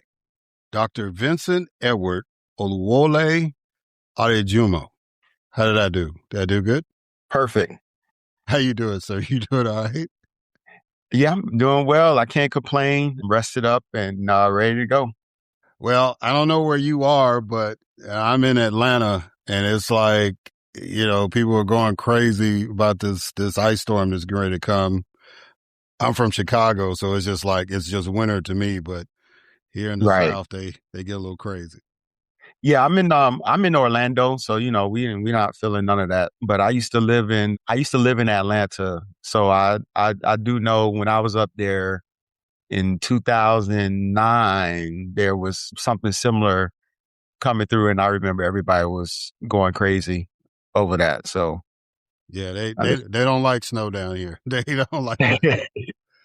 Right. All right, so I usually start off my interviews with a couple of icebreakers. Sure. So the first icebreaker is a quote that I want you to respond to. The quote is, "When I dare to be powerful, to use my strength in the service of my vision, then it becomes less and less important whether I am afraid." What is that quote? It means a lot to me because, just even the first couple of words, when I dare to be powerful, because we've been taught in society, and especially African Americans, that you dare not to, that's something that you don't do. First of all, is even take a dare, that you just go about life on the whole rigmarole of life the same and not take risk. So when you take risk, that's essentially a dare. And so taking a risk to do something better than what you were the day before to obtain something that you never had, that in itself is a type of power. And so when you dare to be powerful, that in itself is that's a power move. And then, people try to prevent you because they see what you're trying to do. So not only people, but the system, when they see that. So, it just furthers embolden you. And so I can relate that in my own life, taking several risks, some calculated, some not calculated. But in the end, even with writing this book, it all worked out and coming out better on the other side of doing it. Obviously when you're in it and you're going through the process, it's challenging, but once you make it out on the other side, then it emboldens you and it makes you better as a person. All right. And so now the next icebreaker is what we call 20 questions. Okay. So I need you to give me a number between 1 and 20. Let's go 13. All right. Do you think there is such a thing as unbiased news or media, and why? A such thing as unbiased news. I don't believe there is a such thing as unbiased news, because news is created from someone, and everybody has some type of biases, slight, or whether it's slight or great. Everyone has some type of bias. That's just the human mind in the way we view things, and that's what makes us human. So I don't think there's anything that I don't believe in unbiased news. Yeah.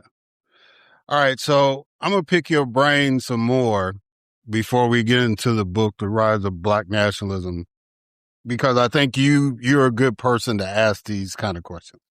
All right. So the first one is, in the context of this being the 250th anniversary of the United States of America, who got the dream out loud and who got written out once the dream took shape? Who got to dream out loud? That's really something. Who got to dream out loud? I believe who got to dream out. I believe Frederick Douglass got to dream out loud, but I believe Martin Delany was written out of history, out of the narrative, out of, even though they both coexisted at the same time, they were contemporaries to a certain degree, but, Frederick was more so kind of worked within the system versus Martin Delany he was, I would say, the first Black nationalist within the context of modern Black nationalism. But he's not taught in the history books. Frederick Douglass is taught in the history books. So, with respect to Black people becoming free from chains, Frederick Douglass dreamed that out loud. And Martin Delany also dreamed that as well, but he was written out of the narrative because of the the the route in which he wanted to go about it, which was more so of a Black nationalist route. Do you see any correlation in the murders of George Floyd and Renee Good in Minneapolis and the 1996 murder of Tyron Lewis in St. Petersburg? Definitely between George Floyd and Tyron Lewis, the circumstances between those two, there's definitely correlation due to race and gender, both Black males being perceived being perceived as threats and had to be stopped in their tracks. I believe the murder of Renee Good obviously wasn't racial. It was terrible, obviously, but I believe it was an overreach in power by the ICE agents. And I guess you could make some correlation there as far as, overreach as far as the police in George Floyd and Tyron Lewis. But that's always the case when it comes to Black men and law enforcement. That's always the case, versus in the Renee Good situation. She was in a situation and ICE agents, they were in a situation, and it was just basically a bang bang type of deal. And I think the circumstances afterwards much different than George Floyd and Tyron Lewis. So again, just to circle back to the point, Tyron Lewis and George Floyd, yes, the correlation is perfectly aligned. Renee Good, it's a little bit more complicated, but all three instances, overreach of power, but race was the deciding factor, race and gender in the George Floyd and Tyron Lewis. How about the community reaction? Do you feel that that's similar, or even with Renee's, it's a little different? I believe Renee's obviously George Floyd was, a global. Tyron Lewis was more so local reaction. Yes, there were riots in the area, and you had the Uhuru movement who mobilized that. George Floyd, obviously there was worldwide reaction, global reaction in the immediate aftermath.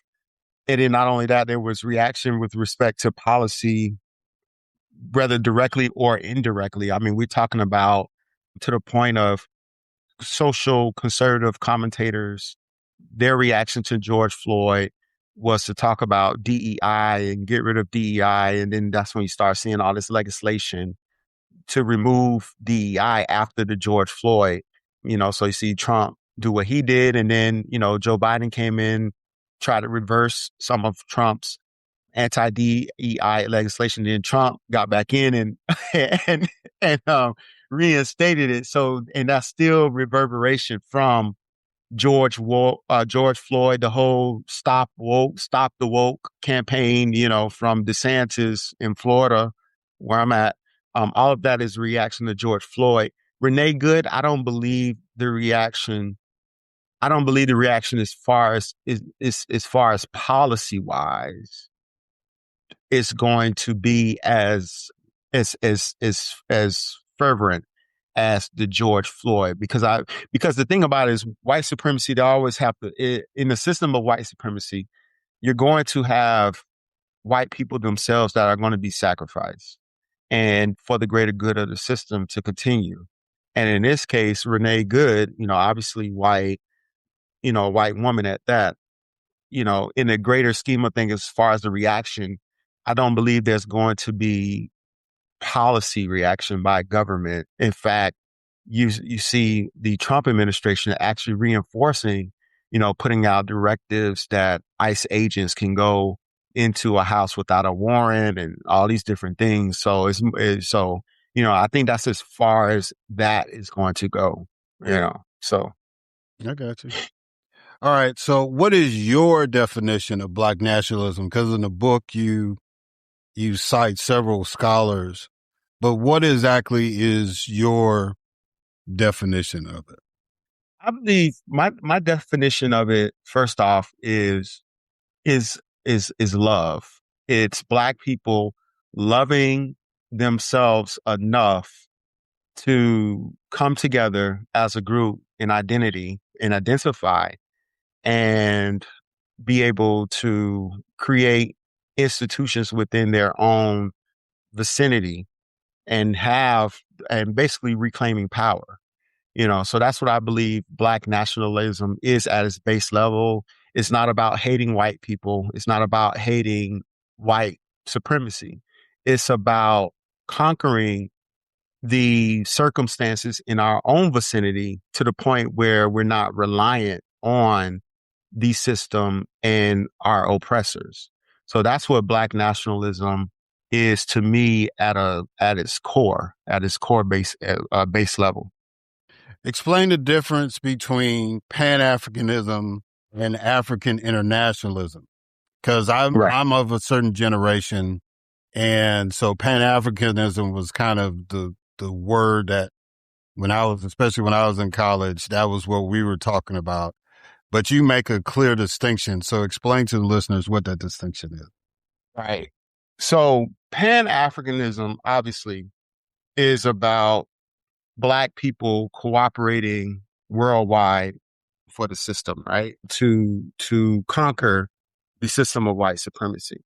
And so that's very important as far as, relating to certain things, because you see certain things in the social media sphere regarding Pan-Africanism.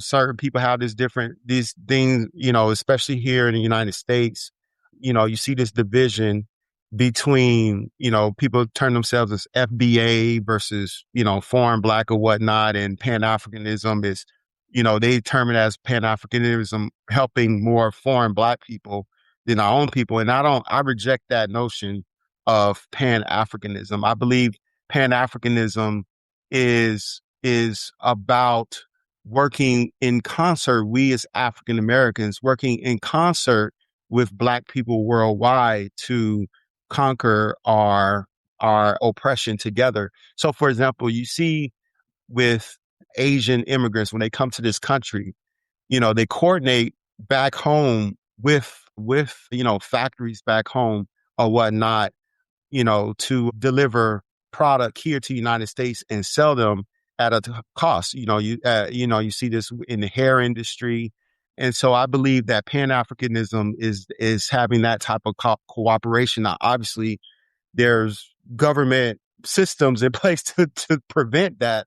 But nevertheless, you do see some Pan-Africanism going on, like with the Caribbean nations corresponding with African nations. You saw that with the disaster in Jamaica, how African nations were sending some help to Jamaica. Saw that with Haiti and what they were going through. Although one can also make the argument that I was directed by colonialism. But anyway, it's Pan-Africanism is just Black people worldwide, Black nations worldwide, working together in concert to defeat the system.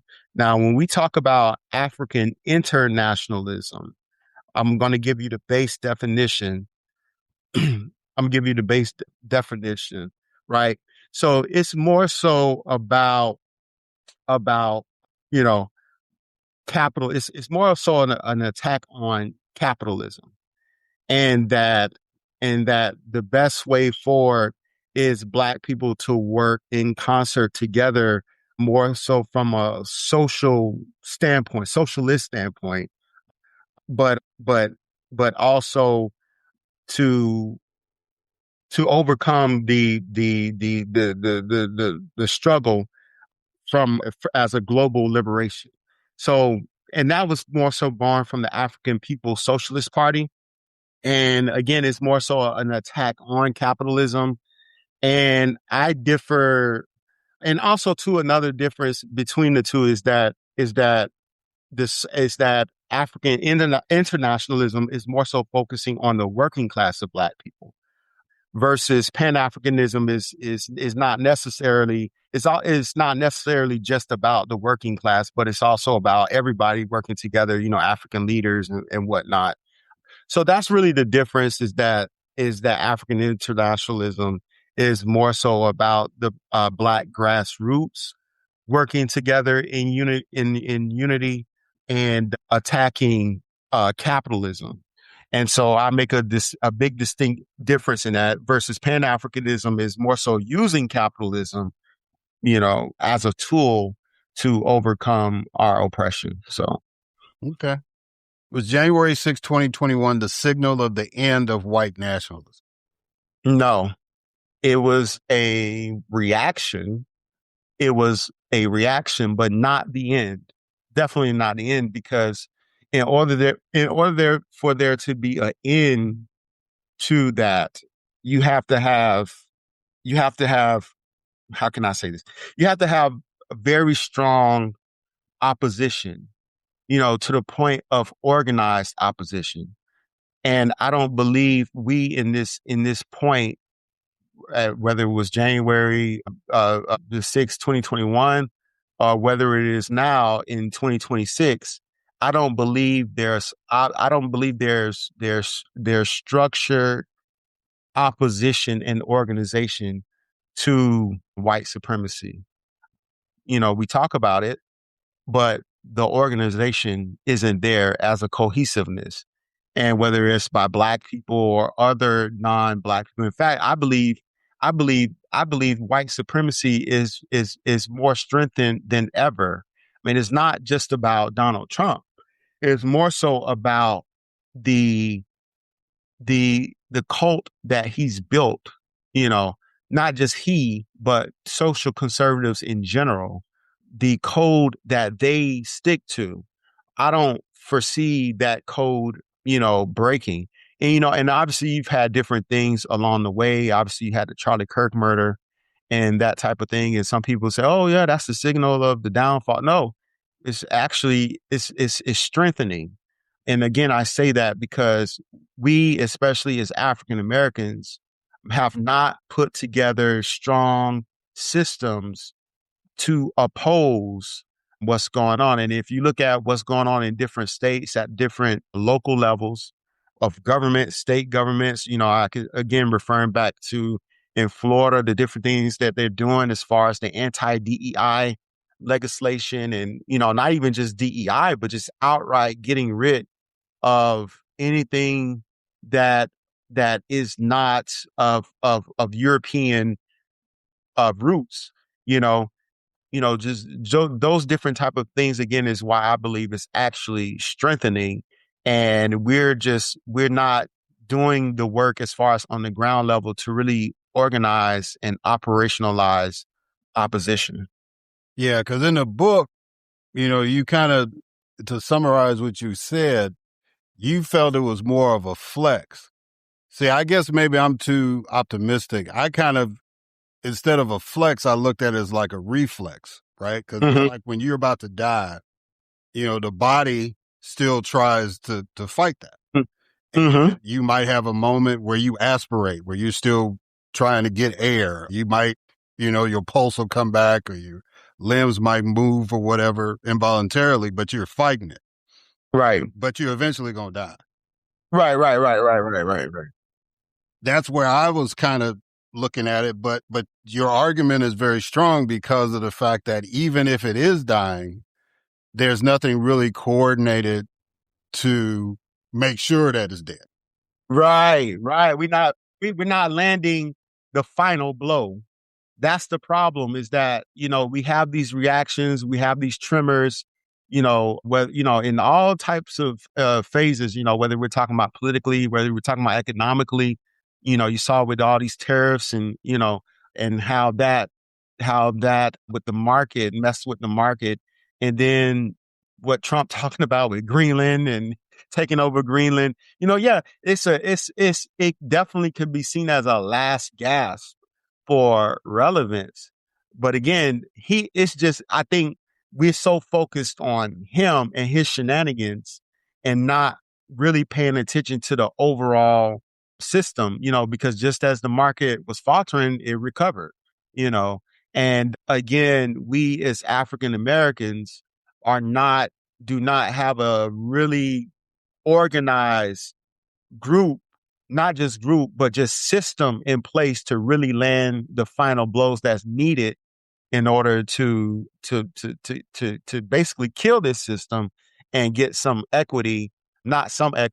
get equity and what's due to us. So that's what we really need. Malcolm X said the reason for this is the only way you can become politically independent of the white political machine is to have the support of the black masses.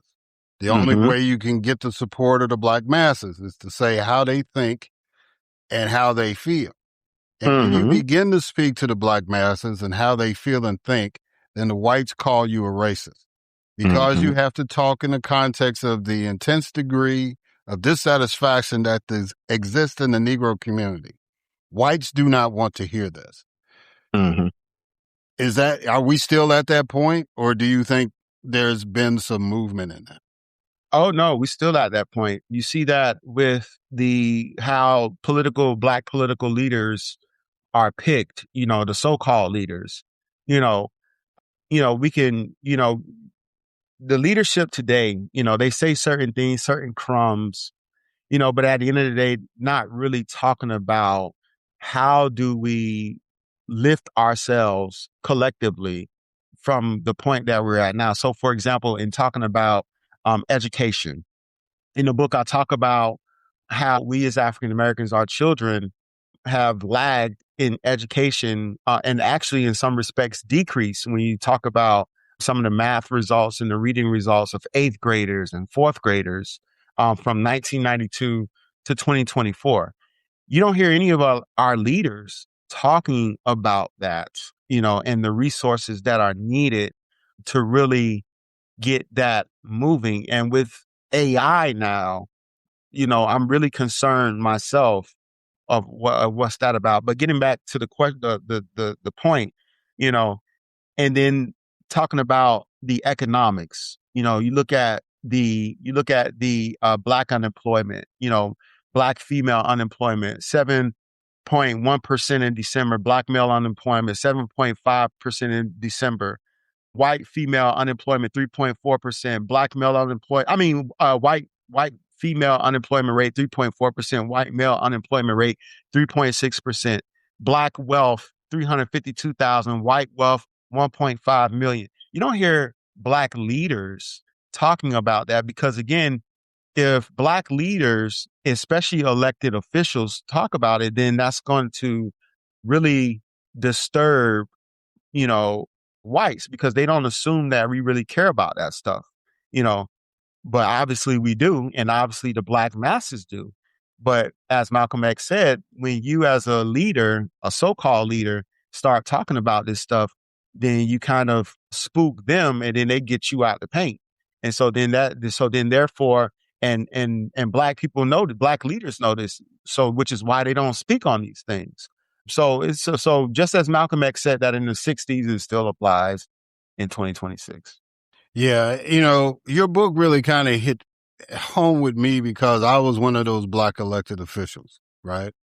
Mm-hmm. And, it was like I was thinking about it and I said, I did have a lot of freedom, but I just thought it was just because, it's me and this is what I believe and all that. But because the way my district was set up, Mm-hmm. it was like, it was majority Black. When I first got elected, my district was 85% Black, and then they redrew it and dropped it down to 65, right?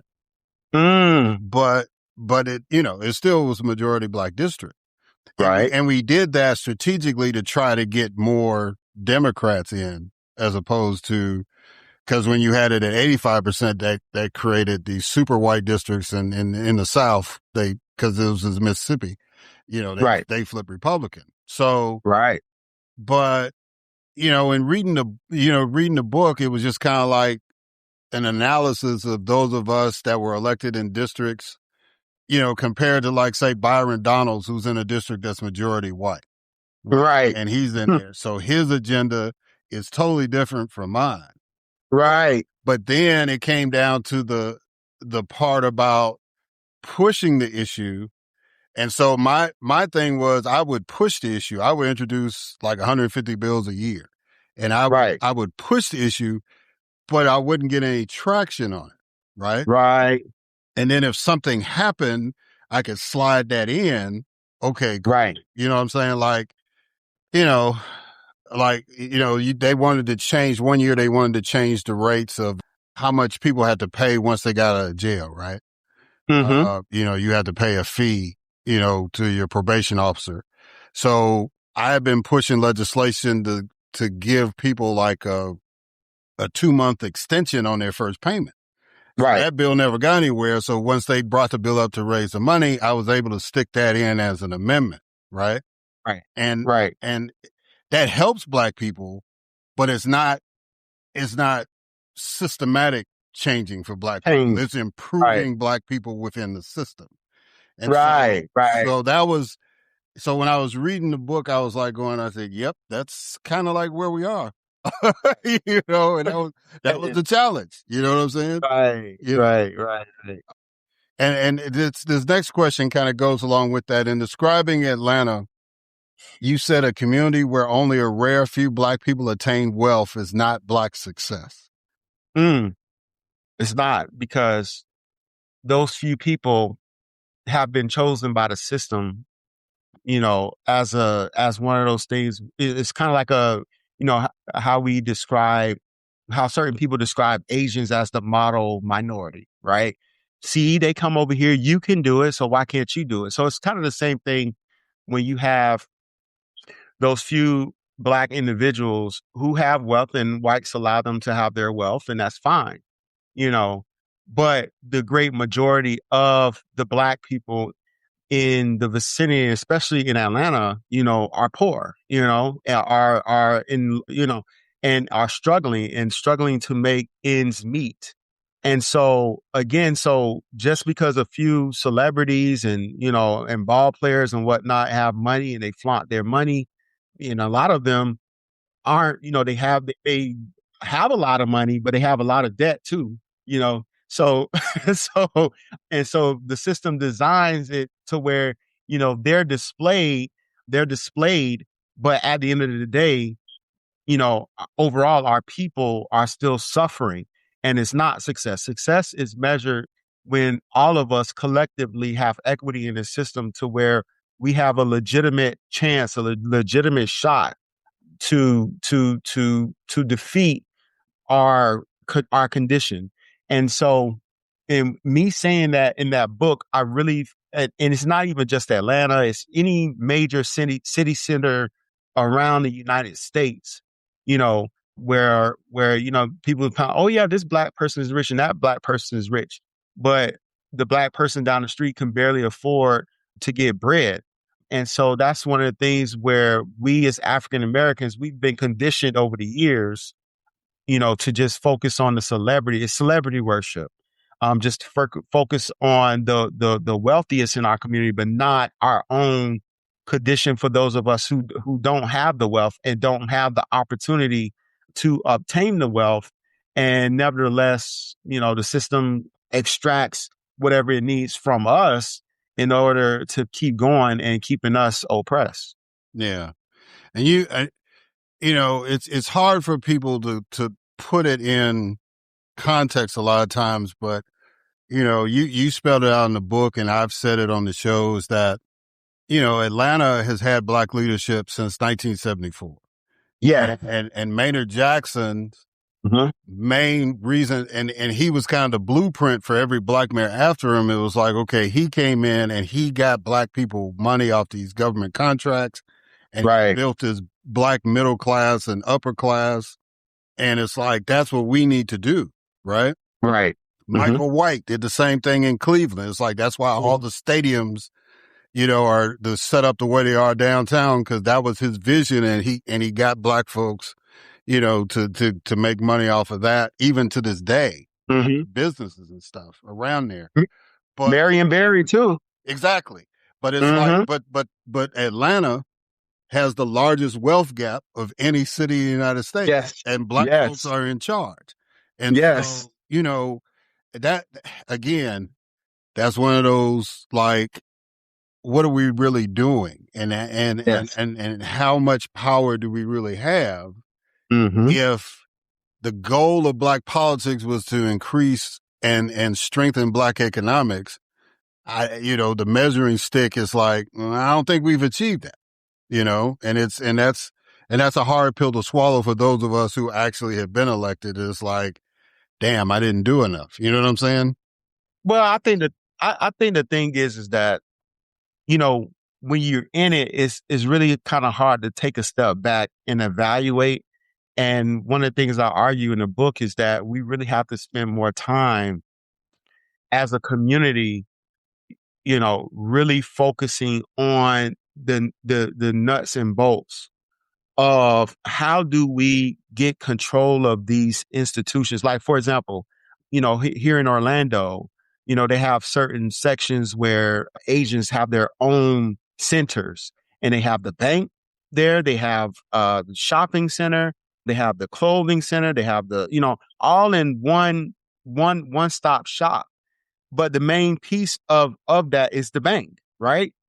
And so what I realized, and I talk about this in the book, is that we as African Americans in this country, first of all, we don't own enough banks, and we don't have enough, not only just when I talk about banks, I'm talking about financial institutions where I could deposit my money, you know, not just, you know, because some people say, oh, we have black banks, but a lot of black banks are just intermediaries to help, you know, intermediaries to like SBA loans and that type of thing, but they're not actual depositors, you know, where you could deposit money and then the money builds interest. So for one, we don't have enough of that. We don't have enough of that for one, and we don't have enough of distribution centers when it comes to Black-owned stores and businesses. And so that's one of the things where, you know, when we had this march against Pastor Jamal Bryant, you know, was leading that march against Target, right? And some of the other leaders, you know, the boycott Target. And it was like, okay, that's great. But then Walmart's profit shot up during that time period. So we abandoned Target to go to Walmart, you know, and and obviously you have to take baby steps, but it's crazy that we're in 2026 still talking about taking baby steps when we own, you know, we own stores, we own business. You know, Walmart was a little rinky-dink store back in the day that built itself up, you know, and we had stores that were better than Walmart in the 40s, 50s, and 60s. but then we abandoned it when we got a little piece of the integration, and so I didn't hear enough of Pastor Jamal Bryant and some of these other leaders who were talking about boycott Target. I didn't hear enough about not only shopping Black, but hey, how do we build Black? It's not just shop Black, build Black. How do we build Black? So now we have a viable alternative to the Target chain stores. And obviously that takes a conglomerate of having Black banks, of having Black distribution center, all those things goes together, but I don't hear enough of our leaders really pushing that. And so we should have been pushing that since the 60s. And Malcolm X was pushing it, but then he got killed. And after that, we lost our way as far as that is concerned. And it's 2026 and we're still talking about boycotting some white corporation to go shop at another white corporation. And it's just insanity. Well, yeah. And, we had a Black bank in Jackson, Mississippi. And several of us were investors in it. And, our problem was that we were trying to do exactly what you were talking about, but we opened ourselves up for the system to shut us down because we sold stocks. And so there was a white bank that believed in what we were trying to do. Of course, they were going to get something out of it. Right. But they bought like an incredible amount of shares. And so what happened, they did that thinking, well, Black folks not really going to do anything, so we got to step in and make sure this happens. Well, it turned out Black folks in the community bought shares. Right. So we got to a point where it's like, now we're on the SEC radar. So then that was a whole different level that the folks that had organized the bank weren't ready for. They didn't anticipate that we were going to have that big of an investment pool where we had to report to the SEC and we had to pay these lawyers. It just got crazy. And so that bank wanted to buy us and we was like, no, we're going to go to it. And we found Liberty Bank. And so that's why Liberty Bank is in Jackson now because they were based out of New Orleans. And so they bought us out. And so it's like, so at least it stayed within a Black bank. But like you said, and that's a whole different conversation we can get into, but it's, the banking system is totally different. And when you're talking about nation building, right? This whole thing with Lisa Cook and Jerome Powell and the president, it goes all the way back to Marbury and Madison. That when you're talking about nation building, you got to have that one bank that is totally independent of the government to make sure that the economy is driven. So that's, yeah. Anyway, so I got a couple more questions that I'm going to let you. Go ahead. A lot of your focus in chapter 4, I think the chapter on political repair is on reparation. Is your argument that reparations will lead to equity and reform in America? Yes, I believe that reparations specifically for African Americans who can trace their lineage in the plantation is very important in helping with equity. When we talk about equity in equalizing the wealth gap between whites and Blacks. And I also believe part of reviving or part of the reparations is reviving the Freedmen's Bureau. I believe that's very important.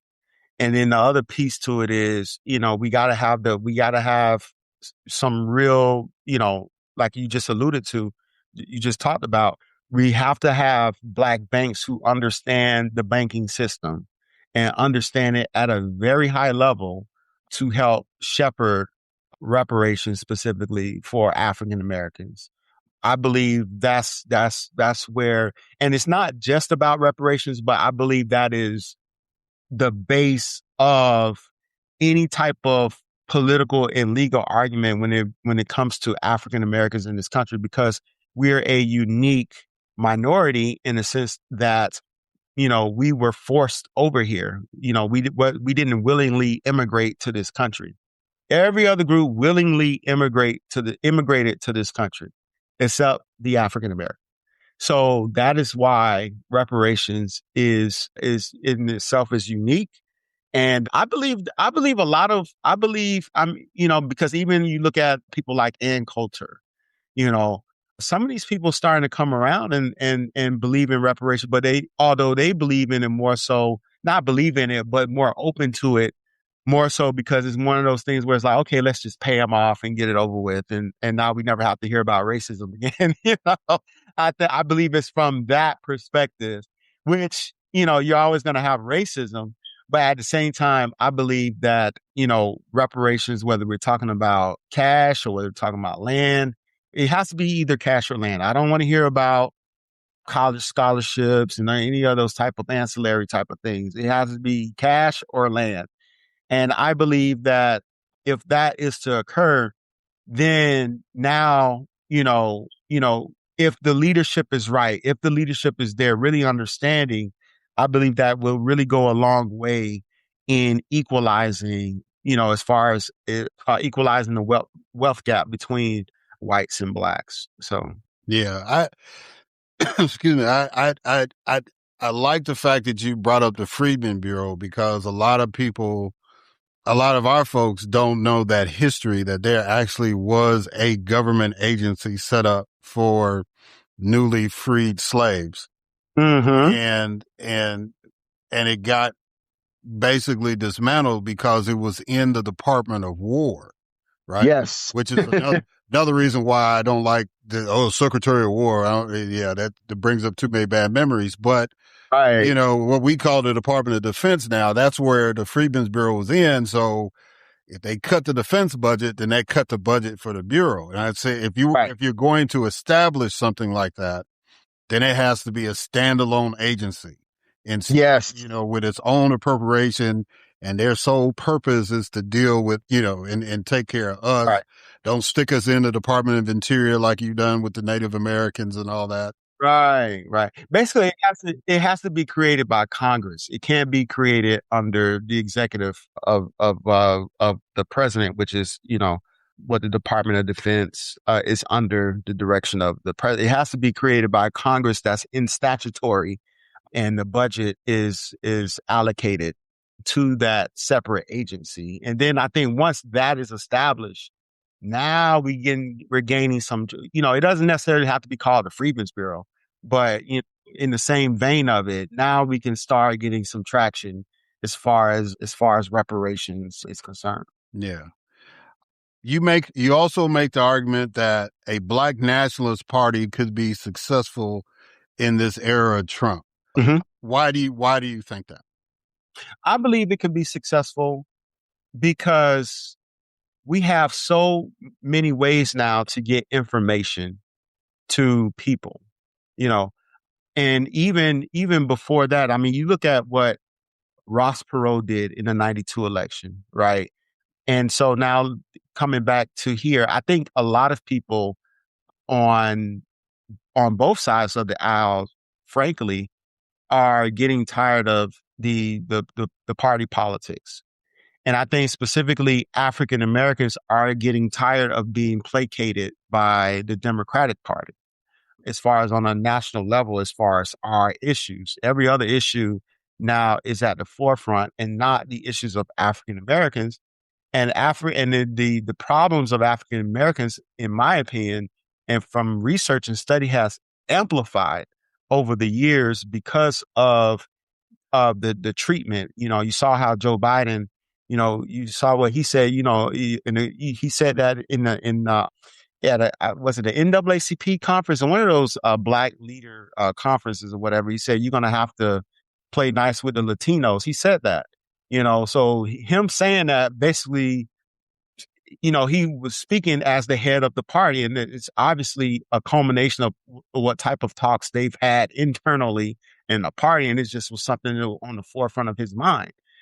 So I believe a black nationalist party can be successful in this era of Trump and beyond, because I believe millennials and Gen Z are very much so feeling, especially millennials, are feeling the effects of this administration. I mean, when those tariffs went through last year, was being throttled off and on. I mean that that threw off, a lot of job loss occurred, a lot of job loss, a lot of decline in wealth in the properties that we do have as African Americans, and especially for those of us who are millennials who own property. And so, you're seeing the conversations happen online. So I do believe that even if it's just to organize at more so of a local level, I believe that a Black nationalist party, whether it's at a local level, state level, or even national level, can have some traction and play a key role. I mean, you see what the Green Party did. They have reparations on their agenda, and they got some good sizable vote. And so that's why I believe that a Black nationalist party can be successful in the area of Trump, because, like I said, communication, the speed of information can really flow. The speed to send money to campaigns, for campaign contributions. We have Zelle and all these other things. So I do believe it can be successful if done right and the right people emerge to push it forward. Yeah, and that's going to be the challenge. It was me and this other representative, Jim Evans, when we served. We used to tell people all the time, there's 3 divisions in the Mississippi House of Representatives. There's the white Democrats, the white Republicans, and us. Mm-hmm. Most of the time we were in coalition with the white Democrats, but every now and then we had to have a coalition of white Republicans to make sure that certain things, like, for example, our state, when I was there, didn't have a Department of Medicaid. It was contracted out to somebody to administrate. And in Mississippi, we had a Black doctor that had the contract. So the Democrats wanted a state agency, and the Republicans no, we like the contractor. So they would side with us so the Black man could keep the contract. And so, there's gotta be so much work and so much upheaval, and that could be a whole nother show between you and I, Doc, on that one. And, but and the only way I can see is that it has to be local, and that we have to have setups like ranked choice voting to give a Black nationalist party a chance. Yes. Because if we just try to do it, we just say, okay, we're going to break away and we're just going to vote for Black candidates. We did that until Fannie Lou Hamer crashed 64 convention in Atlantic City. And that's when Black folks wholeheartedly went Democratic at that point, because you had Blacks in the North and the South starting to be Democrat then. But if we do it the traditional way, we try to get into we collectively have the money of a Ross Perot, but we don't collectively pool our money to do something like that. So that, that, like I said, that's something, because I got to let you go, but that's just something that we really got to get into and get into the teeth of that and how to make that happen. So let's finish it off like this. Okay. Excuse me. Finish this sentence. I have hope because. I have hope because the grassroots is awakening. I truly believe the grassroots is awakening to our condition, being educated to our condition. And I believe that eventually, there's going to be wholesale changes in the mentality and the minds of our people to really understand what liberation really is and to execute. Yeah. Yeah. Well, I share part of your hope on that one. I think we do have an awakening grassroots, but it's one thing to wake a child up, is another thing to educate them. Yes. we got to get that education component together. Doctor, if people want to get the book, if people want to reach out to you, how can they do that? They could go to my website, vincentadejumo.com. My book, I sell signed copies of my book on the website, but also links to Amazon, links to Barnes & Noble, links to Harvard Bookstore. It's all over. Any major book retailer has the book, so they can order that. And then also they can correspond with me on my website, speaking appearances, that sort of thing, and also visit past lectures and interviews that I've had also.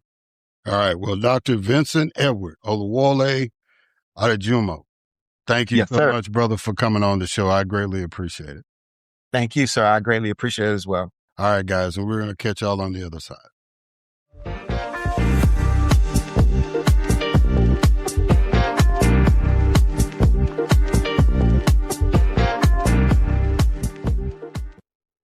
All right, and we are back. So I want to thank Leslie Marshall, Charlie Wells, and Dr. Vincent Adejumo for coming on the podcast.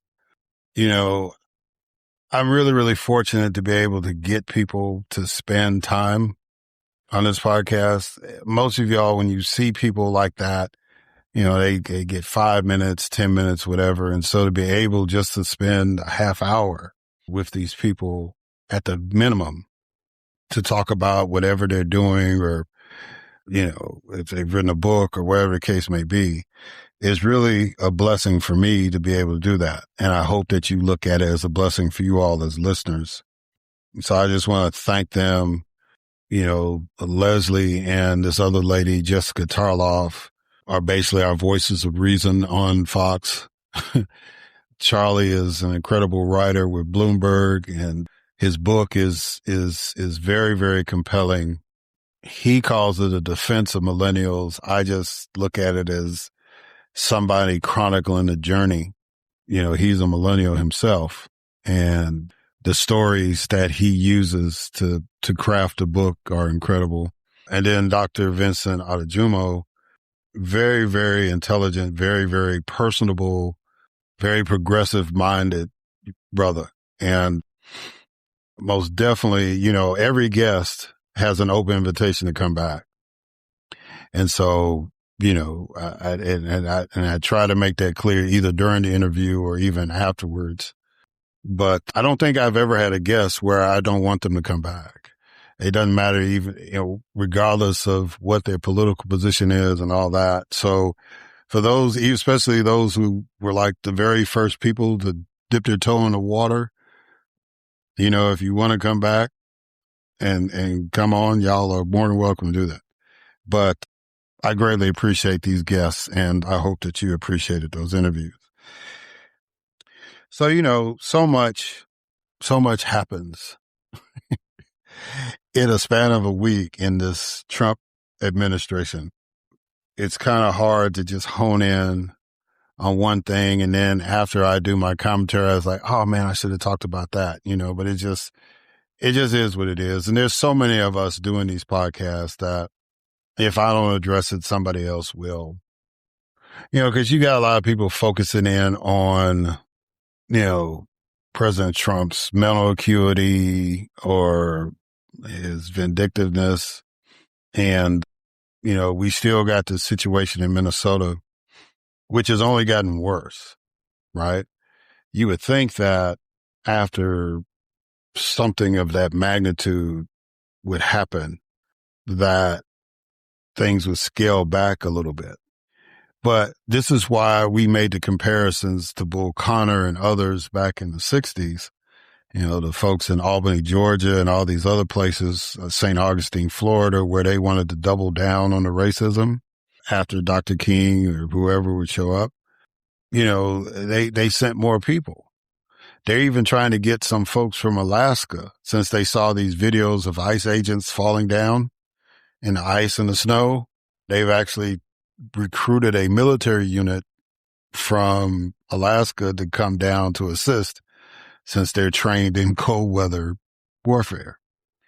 That's how crazy it is. They've actually they're actually investigating Governor Walz and Mayor Fry and basically anybody that is telling them this is a bad idea for you to send 3,000 ICE agents and Border Patrol people to come to Minneapolis, St. Paul, right? So just to give you the magnitude of that, Minneapolis Police Department only has 600 police officers, and there's 5 times as many ICE agents and Border Patrol agents in Minneapolis right now. So you got 3,000, and the city only has 600 police officers. That's how crazy the situation has gotten. And it was only 2,000 when they murdered Renee Good. And Jonathan Ross is still free. Kristi Noem has been lying ever since the shots went off. She lied about the woman being a terrorist. She lied about her attacking them and stopping them from getting out of the snow and blocking traffic. She lied about all that. And so when a reporter, I think it was the lady that's over Face the Nation, asked her, well, has Ross been suspended or anything like that? She says, we were just following the procedure. And when the lady read the procedure to her, she said, yeah, we're doing that. No, you're not. Because that man he's calling people and saying, hey, look, they threatened my family and all this stuff. I don't want him to face a lynch mob. And so the easiest way to keep him from being in a lynch mob is to treat him like any other officer involved in a shooting, especially a fatal shooting. The person needs to be on administrative leave. If you give him desk duty or whatever the case may be, or just tell them to stay home, whatever, But they can't even admit that they've suspended him because they haven't. They told you they weren't going to investigate it. We're going to investigate the governor of Minnesota. We're going to investigate the mayor of Minneapolis because he told y'all to get the fuck out, right? But you're not going to investigate the guy that shot a 37-year-old mother of 3. You're not going to investigate that at all, right? And you're prohibiting the local law enforcement from doing the same thing. Now, as I stated to Ms. Nakima last week, you got enough videotape to take that to a grand jury and just put the indictment out there. And I think that needs to happen. But I think the Minnesota officials are kind of like, well, bro, they sent another 1,000 after they shot the woman. If we indict the dude, how many more people are they going to send? They going to send the whole agency down here? They just going to take it. They're going to declare martial law. I mean, so the Minnesota officials are kind of like, how are we going to play that? So at least they sued to try to get them out. And they were effective for a couple of, at least 24 hours to stop them from using tear gas on the people. But then the federal circuit that they're on, the appeals court, said, well, let's not, we're actually going to rule on that. So we don't need the injunction, right? So, we just have to watch it because whatever they do in Minneapolis, they've tried it in LA, saw how far they could push it. They got to Chicago, tried to see how far they could push it. And so Minneapolis now, it's gone to a whole nother level. And if they can succeed in Minneapolis, then it's coming to a city near you. And that's just the way it is. If they declare martial law, if they can get the environment to declare martial law, they're coming, right? And it's pretty obvious that they don't care. You heard Dr. Adejumo say, in order to maintain white supremacy, they're going to make sacrifices. And they're looking at Renee Good as a sacrifice. Even though she is a white woman, here's what it is. They looking at Ashley Babbitt, the young lady that got killed in January 6th. They look at her as, a sacrifice, a martyr for the cause, right? So it is what it is on that. But even more so, and this is what really got me convinced that these folks are just going to do what they want to do. And I know some of y'all are like, well, what was the deal with Greenland? So Donald Trump did what he normally does. He had a fit. That's why him and Kim Jong-un get along, because they're the same type of personality. I got these nuclear missiles. I'm going to use them if y'all don't pay attention to me. He does that to every new president that comes in. And then we got to make a decision what we're going to do with North Korea in about a week and then don't hear from him no more again, right? Either sanction him or, in Donald Trump's case, go over there and hug him. I don't know. But that's what President Trump does. He just, he says, I'm going to tariff you, or I'm going to do this, or I'm going to do that. We're going to invade, whatever. It's like, hold on, pause. Wait a minute. What do you want? It's a kid having a tantrum. And so it's like the parent in all of us kicks in and it's like, all right, Mr. President, what do you want? What can I get you to stop kicking and screaming in the middle of the grocery store? What can I get you to stop crying and banging on the table? What can we do? So they worked something out. And it sounds like what they had agreed to talk about when the folks from Greenland and Denmark came to the White House to talk to Secretary Rubio and Vice President Vance, they basically agreed to what they had talked about, which is like, we ain't got no beef with you. If you want to expand the military base you got here, okay. Y'all want to have a submarine base, you want to have planes, you want to have aircraft carriers, whatever you want. We cool with that. We ain't got no beef with you. So there was that. But the House Oversight Committee, I guess it was oversight. It might have been judiciary, whichever one Jim Jordan is over. The man who still has not yet responded to his subpoena and testified, had another hearing. And this one is with the special prosecutor, Jack Smith, who, I think that's his name, Smith, right? We double check that, make sure I don't get that wrong, Lord Jesus, because, yeah, Jack Smith. So they had a private hearing with him where he laid out basically what his case was on President Trump. And, and so they decided, well, I guess we can have a public one. Now, once they realized what he was going to say, then they can orchestrate it the way they want to. And, these public ones are, as one representative said, theater, where, I don't know if you really get any good information out of it, but the Democrats get to do their thing, the Republicans get to do their thing, and then it's over. So, of course, the Democrats were trying to get the substance of his report concerning the election interference case, because he can't talk about the stolen documents case because Judge Eileen Cannon, who really understood her assignment, she understood Donald Trump appointed her, so she took care of him, right? She put a gag order on any report dealing with that case until the end of February. So he couldn't talk about that case at all. The only thing he could talk about was the elections interference case. And, the Democrats were, like I said, trying to get the substance of the case and, why he felt like if he took it to trial that Donald Trump would have been convicted. And then, of course, Republicans were trying to highlight the fact that, he's lost some cases. There's one case, he wasn't even the lead prosecutor, but he was on the team. And, they were trying to attribute that as a loss for him, right? And, and just they were hung up about, the methodology, how he went about investigating instead of dealing with the facts. Except there's one particular legislator, and he's a gentleman out of Texas. His name is Troy Nehls, and he's not even running for re-election.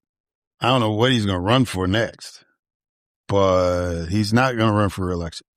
He was a sheriff down there, I want to say in Fort Bend County in Texas. And then he got elected to the legislature, the U.S. Congress. And so this is a guy that used to be in law enforcement. And right after January 6th happened, he was one of those Republicans that's like, everybody need to go to jail that was involved with it, right? But now, even in his last days, he has become a Trump apologist. And so he went as far as to say that Jack Smith was going after the wrong people. Now, he wasn't one of those folks with the conspiracy theory, oh, the FBI put people in to agitate the people and all. He wasn't doing conspiracy theories. He wanted to lay the blame totally on the Capitol Police. He wanted to say that it was the Capitol Police's fault that these people stormed the Capitol building. And unfortunately for him, there were 4 former Capitol Police officers. One of them has been on the podcast, Aquilino Ganell.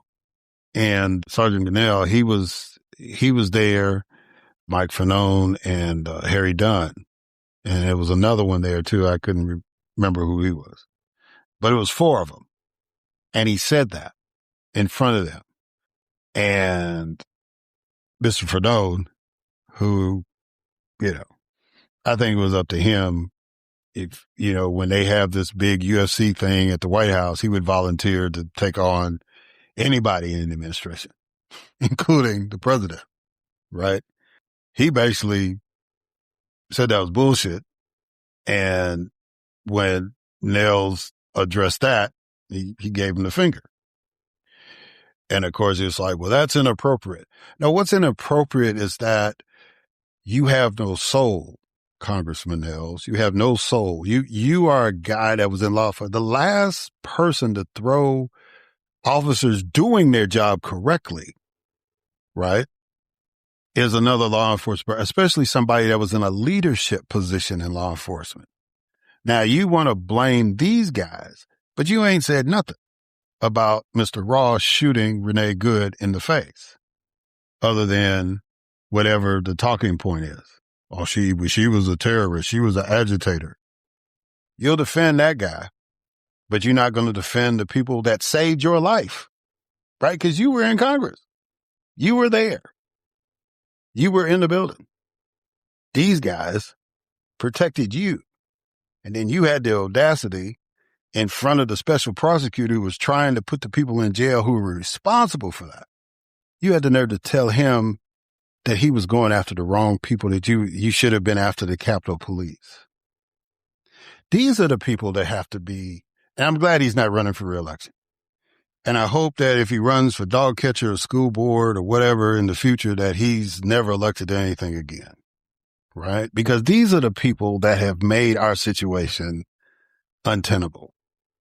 Why would you, what even compelled you to say that?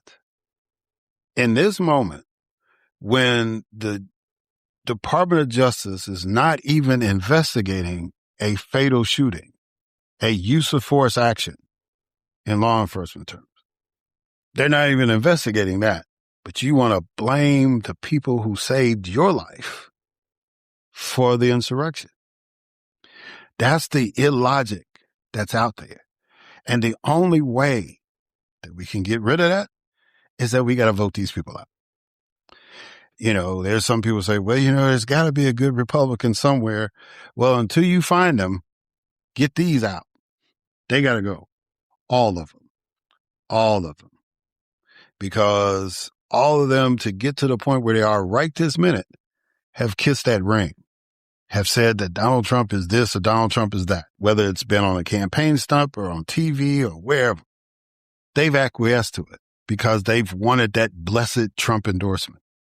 There are people that in the Republican primary, that's what they're doing. I'm more Trumpian than he is. I'm more Trumpian than she is. Right? That's how a Republican primary looks in the United States. So all of them got to go. Now, the reality is they're all not. There's some districts that a Democrat can't win. If it's Michael Jordan or Jim Brown or Jesus Christ, a Democrat can't win. And that's the fault of those people to not be open-minded, right? But a man can dream. A man can wish. And I wish and I pray that all 435 seats are Democratic in the House.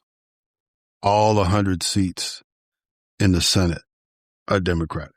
That would be my goal from this point forward until the Republican Party renounces anything to do with the Trump administration, just like the Confederate states had to renounce being a part of the Confederacy in order to come back in. You want me to consider you for a vote, you basically have to say Trump ain't shit. Never was, never will be, for me to even entertain what you have to say. And that's the way we all should be, because there's nothing that this guy has done, nothing. And I've tried to bring out some positive points, but I'm done with equivocating. I'm done with trying to be cordial. They all got to go. All of them. They do not need, and especially at the national level, more importantly in these southern states, y'all got to realize these folks don't care about you. They only care about that dude, and that dude doesn't care about any of them. He doesn't care about any of us. This man has made, him and his family has made over $2 billion just this go around, let alone the millions of dollars he made the first term. Remember the old post office that turned into this Trump International Hotel? I just need y'all. Well, he said he was going to, whatever he says is a lie. You know, he's having remorse now because it was like he found out that Renee Good's dad supported him. So he's like, well, you know, I guess it was a tragedy. You were one of the people jumping out there saying she was a terrorist. You didn't apologize for that. Well, I hope he can support me. You're not running for anything else ever again. And no, I can tell you, without ever talking to the man, he'll never support you for anything else because you took away his daughter. There's nothing you could say to tell that man to support you again. Nothing. Because you took away his daughter and you lied on her. So don't even worry about that at night anymore. Don't even think about that. He's not on your team anymore. Right? Because I wouldn't. You done that to my child. Nah, that's it. You tried to tell me. I didn't want to listen. Now I've lost my child. I'm done. I'm not Lindsey Graham. I'm not going to move as the wind blows. You killed my child. That's the end of the support. And my remorse is that I supported you in the first place to put you in a position where you would take my child out. I would have that guilt for the rest of my life. So for the rest of y'all that still, I don't know why you're listening to my podcast, but if you are, and you still support this man, just beware, because the next child could be yours. Because if they get what they want and they run all of us out of the country, who's left? And you think just because you're white, that's going to protect you? No, it's not. That's not how authoritarians operate. Everybody must bend the knee. If you raise up just a little bit, you're a problem. It has to be total subservience. Slavery, even. And America's not built like that. Never has been, never will be. Everybody has fought the system in one way or another. That's the American way. So, November 3rd, 2026 is coming. I need y'all to get out and vote accordingly. You know, and we'll see how that goes from there. But please stop voting in people like Donald Trump and Troy Nehls and J.D. Vance and all. Just stop voting for these people. Just stop. They don't care about you. All they care about is power and prestige and money. You have to vote for American leaders. Now, if you can find an American leader in the Republican Party, okay.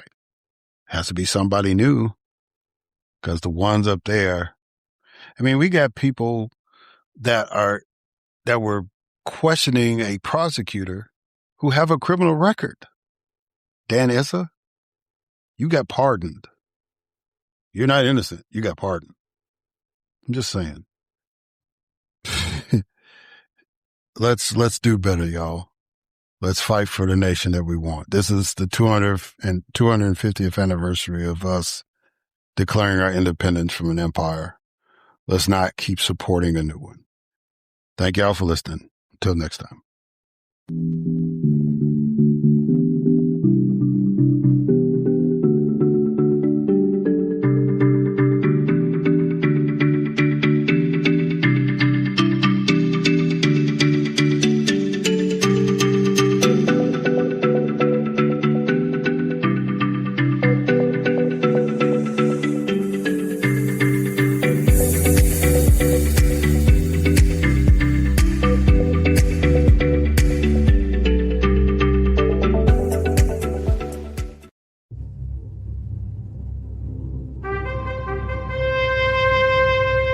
NBG Podcast Network.